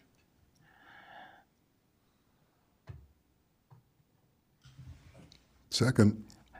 Thank you, Commissioner Dunn. All right, now you may ask your question. So my comment is, I don't think that has enough teeth in it, because there's a particular area in Block 5 that is particularly short of parking. It's in the upper northwest corner where, up against 88th Avenue. And I think it's important that there's a little bit more detail, not just the methodology, but that additional parking is considered. That the parking provided is not sufficient, and that additional parking is provided. And the applicant will do their due diligence to something a little bit more along that line. Would you be okay with the word considered? Everything you said, but with Considered. Considered. Yes, I would be good with that. Okay.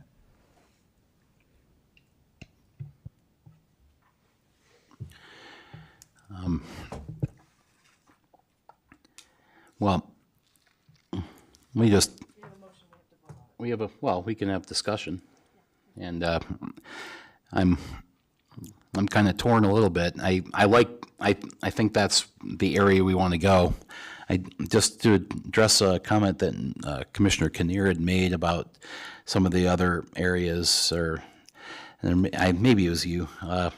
I'm sorry, I'm losing my memory here, but it was about Belmar and some of the other places that have similar densities and things like that to this. Well, Belmar has a parking garage and a lot of extra surface parking, and even our new downtown has a parking garage. And if the station area ever gets off the ground, hurry up, Excel, then that has a parking garage already. So there seems like there's additional neighborhood parking in there, and maybe there's an opportunity in the commercial areas for that when we get to those parcels in the future. But that's kind of my comment. I am leaning support on this motion. Any other comments? Commissioner Kinnear. Yeah, I guess, we could talk about all kinds of different developments. I don't share the concern on parking here. So I wonder if it might make sense, well, we'll vote on the motion, obviously, but I think we also might want to consider tabling it and seeing if the applicant wants to come back with a different proposal to address these concerns or not for this Block 5 issue.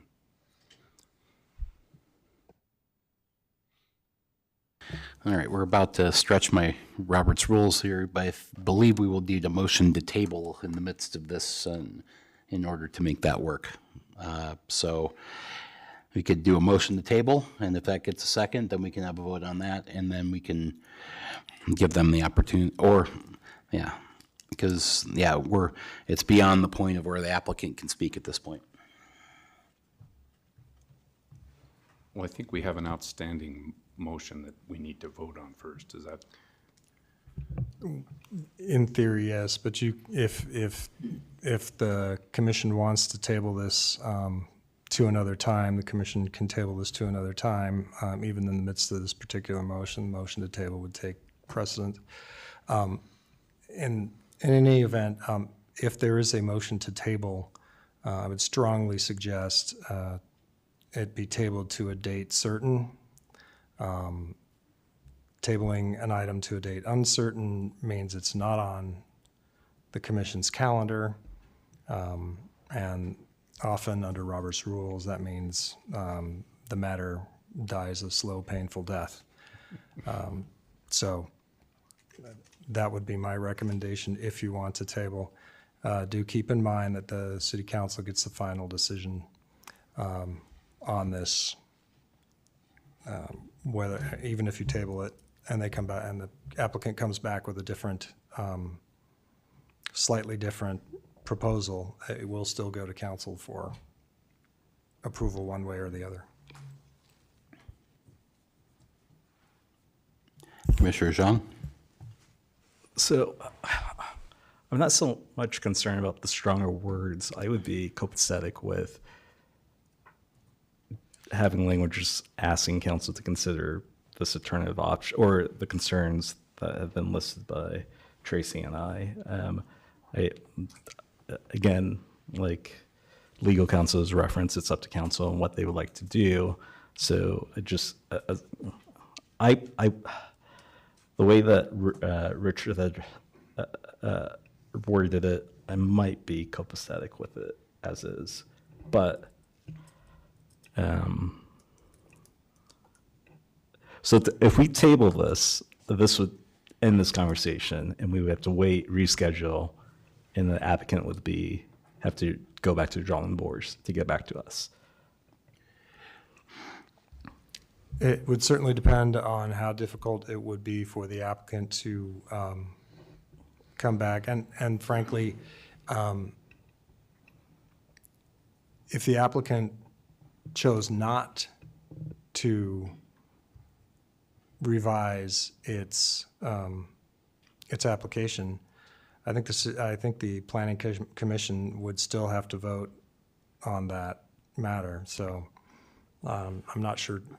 The more I'm thinking through this, took me by surprise, sorry.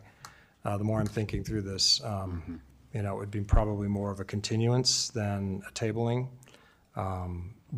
Typically, that's up to the applicant to agree to, though. And I think the applicant would have the right tonight to require a vote on this, so I apologize. I'm going to retract my earlier statement about tabling it. Appreciate that, Mr. Graham. Commissioner Mayo? Yeah, to me, it would seem like if we tabled it or had a continuance, they could still go to the city council, and we would have just lost our recommendation to the city council. That involves a depth of knowledge of the municipal code that I frankly don't have. Yeah, we would just lose our say. I would ask Jacob Kaza, because he has an encyclopedic knowledge compared to me. Yeah. Well, yeah, we'll let him see. I'm not sure that tabling it's going to actually help our cause personally myself either. So, but is the question whether or not they could go to city council without a planning commission recommendation? If they table it, there's no recommendation. So I'd suggest they couldn't go to city council until such time you made a Yeah, recommendation.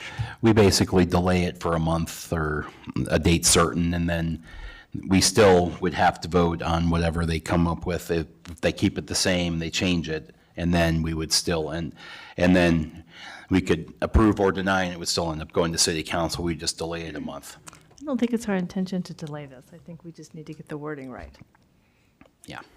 Right, I don't think we want to delay their progress.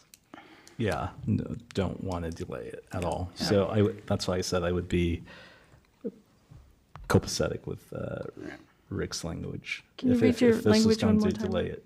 Can you read that for us one more time? Conditioned on city council understanding the planning commission's concerns with the parking methodology. How about with the under the deficit of parking? And that would be well laid out in our minutes.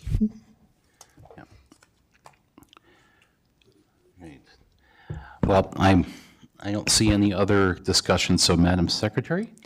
Speaking of the minutes and for the record's clarity's sake, Commissioner Mayo, would you please read your motion in its entirety again right before the vote, but I also need it for the minutes. I want to be clear that I have what your motion is so that it can be properly documented in the minutes, please. Thank you.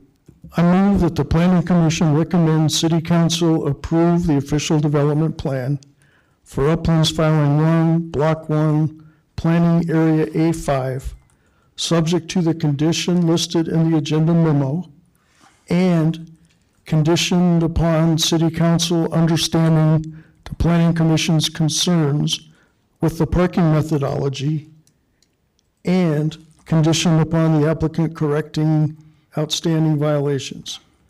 This recommendation is based on the finding that the applicant is in default to the city due to violations of stormwater regulations, but that the official development plan is otherwise supported by the criteria set forth in section 11-5-15 of the Westminster Municipal Code.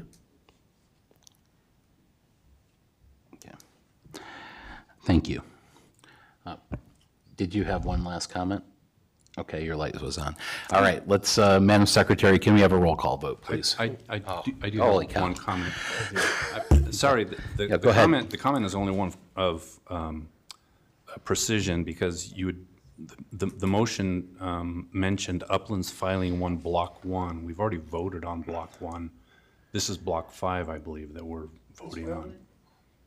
Oh, it is filing 1, Block 5. It's a It's typo. filing 1. Block 5. It's a typo. It's a typo on here? And it's a typo in the conditional one. It's written correctly in the recommended motion. That's, oy. Okay. Filing 1, Block 5, Planning Area 5. Right. All right. Gotcha, thank you. And the seconder agrees on that? Whoever second? Yes. Okay, perfect. All right. Roll, Commissioner Zhang, you have a comment? So I just want it for the public record that the concern for me is the deficit of parking for this area. I will vote in support of this motion, but the concern is the deficit of parking in this area. I would second that Yeah. for the record. Commissioner Dunn? I'm sorry. Yeah, I think there may be a deficit. However, it seems like the deficit is a lot of driveway parking versus garage parking. And if it's the deed restriction, I'm less concerned about that. I'm willing to support this motion because I think it's always good to take a second look at anything. And I think we can, I believe we can move forward with that. So, all right. Now maybe have a roll call vote, please. Commissioner Pegg, Yes. Commissioner Kinnear, Yes. Commissioner Zhang, Yes. Commissioner Carpenter, Yes. Commissioner Mayo, Yes. Commissioner Colling, No. Commissioner Dunn. Yes. Motion passes on a 6-1 vote. Okay, and now on to Planning Area A7. Do we have a motion? I move that the planning commission recommends city council approve the official development plan for Uplands Filing Block 1, Uplands Filing 1, Block 1, planning Block seven. area. Block 7. Oh, It's block 7. same typo. Uplands Filing 1, Block 7, Planning Area A7, subject to the condition listed in the agenda memo and conditioned upon the applicant correcting outstanding violations. This recommendation is based on a finding that the applicant is in default to the city due to violations of stormwater regulations, but that the official development plan is otherwise supported by the criteria set forth in sections 11-5-15 of the Westminster Municipal Code. Second. And, all right. Motion made by Commissioner Pegg, seconded by Commissioner Kinnear. Discussion. Commissioner Colling. So A7 was the one that was deficient by 118 units. So by not having any condition in there that lets the city council know that we have concerns about that, I can't support this motion. Okay, thank you. Commissioner Mayo. I agree. That was going to be my comment as well. Yep. Commissioner Pegg. I respectfully disagree with that. Again, the comp plan wants us to provide a balanced mix of housing opportunities for a range of incomes, age groups, and lifestyle choices. Yes, it's different than anything we've had in Westminster before, but that's exactly what the comp plan means. Additionally, a lack of parking is also consistent with providing a variety of neighborhood types. Is consistent with encouraging sustainable design practices. And so I am okay with the lack of parking. Commissioner Zhang. Tracy, can you re-explain your reasoning for no? Gladly. The deficit on A7 is, Block 7, is that it was 118 parking spaces deficit, 180 units and 118 parking spaces deficit. And that it was taking into account that 28 of those could request and receive a one-car garage. So I would like them to remove that option of the one-car garage so that their deficit would get down to 90. Not that they would have to mandate it, but they need to review that. And city council, I just want city council to know that that is important to us and that we've heard that from the community as well. Okay, thank you. But Yeah, I think if we're going to put the condition that we added to A5 when A7 has a higher deficit, I think that's missing the point. Personally, I don't agree that with Commissioner Pegg entirely that it would be against the comp plan to require additional parking. It still allows for the different product types and everything else. I mean, yeah, I know you can have a 6,000 square foot home in the driveway. Well, I have a 1,200 square foot home in the driveway. It's not just for the 6,000 square feet home. That said, I think we just need to, I think we should have that, just that red flag there and allow it. I don't think we want to have any, we don't really have that much teeth there, but I think we should at least, it's a place where we should look because it is different. Now, if we, like I said before, if we had extra parking in the commercial parcel, stuff like that, that might be but those are future applications that haven't come before us or council yet. So I'm going to vote no on not adding at least a recommendation to look. And with that, I see no other comments. So, Madam Secretary. Commissioner Pegg. Sorry, isn't Larry's light on? Oh. Were you guys, any of you? Just getting ready to vote. Oh. Did you have a comment? Yes, just briefly. Apologize. That's okay. I'm with Commissioner Pegg on this one. The lack of parking is is not as concerning to me because of the spirit in which this development is being undertaken. So I will support this motion. Commissioner Mayo? I guess I'm with John Carpenter. I don't understand how we could have a condition in A5 and not have a similar condition in A7. They both have the same exact issue. And we're not setting any mandates. We're not giving any super guidance. All we're doing is making sure that the city council is aware that we had a concern with the parking. And if they don't have a concern with the parking, they tear this up and throw the concern away and they move on with life. But I think it's important to us to make sure that they understand there's a concern.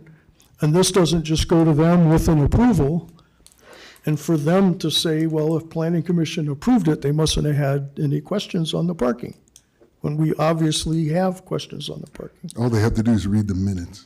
So in particular, in parcel A7, it is not directly adjacent to any other residential tract. So I don't think that spillover parking, for example, which was raised during the discussion today, is as much of a concern. Okay. Commissioner Kinnear? Yeah, I thought that the concern with A5 dealt with that northeast corner where there was a deficit of both driveway and street side parking, and Grandma was going to have to walk a quarter of a mile. Here, I don't think in A7 we have that issue. There's the general deficit compared to the code, but I think, again, consistent with the notion of, well, I've said my piece. I think consistent with the notion of A, variety, and B, sustainability, where we're encouraging people to use alternative modes of transportation, and people are buying these units knowing what they're getting. It seems to be a market issue, not as much a code approval or issue. So that's kind of my comments about that, and I guess ready to vote. Yep. I understand what you're saying there. And all right. Madam Secretary. Commissioner Pegg? Yes. Commissioner Kinnear? Yes. Commissioner Zhang? No. Commissioner Carpenter? No. Commissioner Mayo? No. Commissioner Calling? No. Commissioner Dunn? Yes.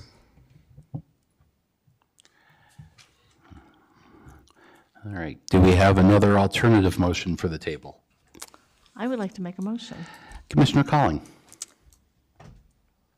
I move that the Planning Commission recommend to the City Council the approval of the official development plan for the Uplands Filing 1, Block 7, Planning Area 7, subject to the conditions listed in the agenda memo and conditioned upon the applicant correcting outstanding violations, and condition on the City Council understanding that the Planning Commission has concerns about the parking deficit for this area. This recommendation is based on the finding that the applicant is in default to the city for violations of stormwater regulations, but the official development plan is otherwise supported by the criteria set forth in section 11-5-15 of the Westminster Municipal Code. Is there a second? I'll second. Thank you, Commissioner Mayo. It's been moved and seconded. Any more discussion? Okay, seeing none, roll call vote. Madam Secretary. Commissioner Pegg? Yes. Commissioner Kinnear? No. Commissioner Zhang? Yes. Commissioner Carpenter? Yes. Commissioner Mayo? Yes. Commissioner Calling? Yes. Commissioner Dunn? Yes. All right, motion passes on a 6-1 vote. All right, thank you to the applicant and to the public for staying here so late tonight. Mr. Chairman? Yes, Commissioner. Did we vote on the Uplands F3C1? Oh, did we? I don't know. We didn't vote on, Item 3A. item 3A was the first Yeah, that hearing. was the first one. That was the school. That was the school, yep. Gotcha. Okay. No, All right, I'm with you. No problem. It's not that I want to stay any longer. Yeah, I know. All right, so any discussion of old business? Any discussion of miscellaneous business? Commissioner Mayo, do you have something to say, or? No. Okay. All right, then we will adjourn the meeting at 10:21. Thank you all for coming. Have a great night.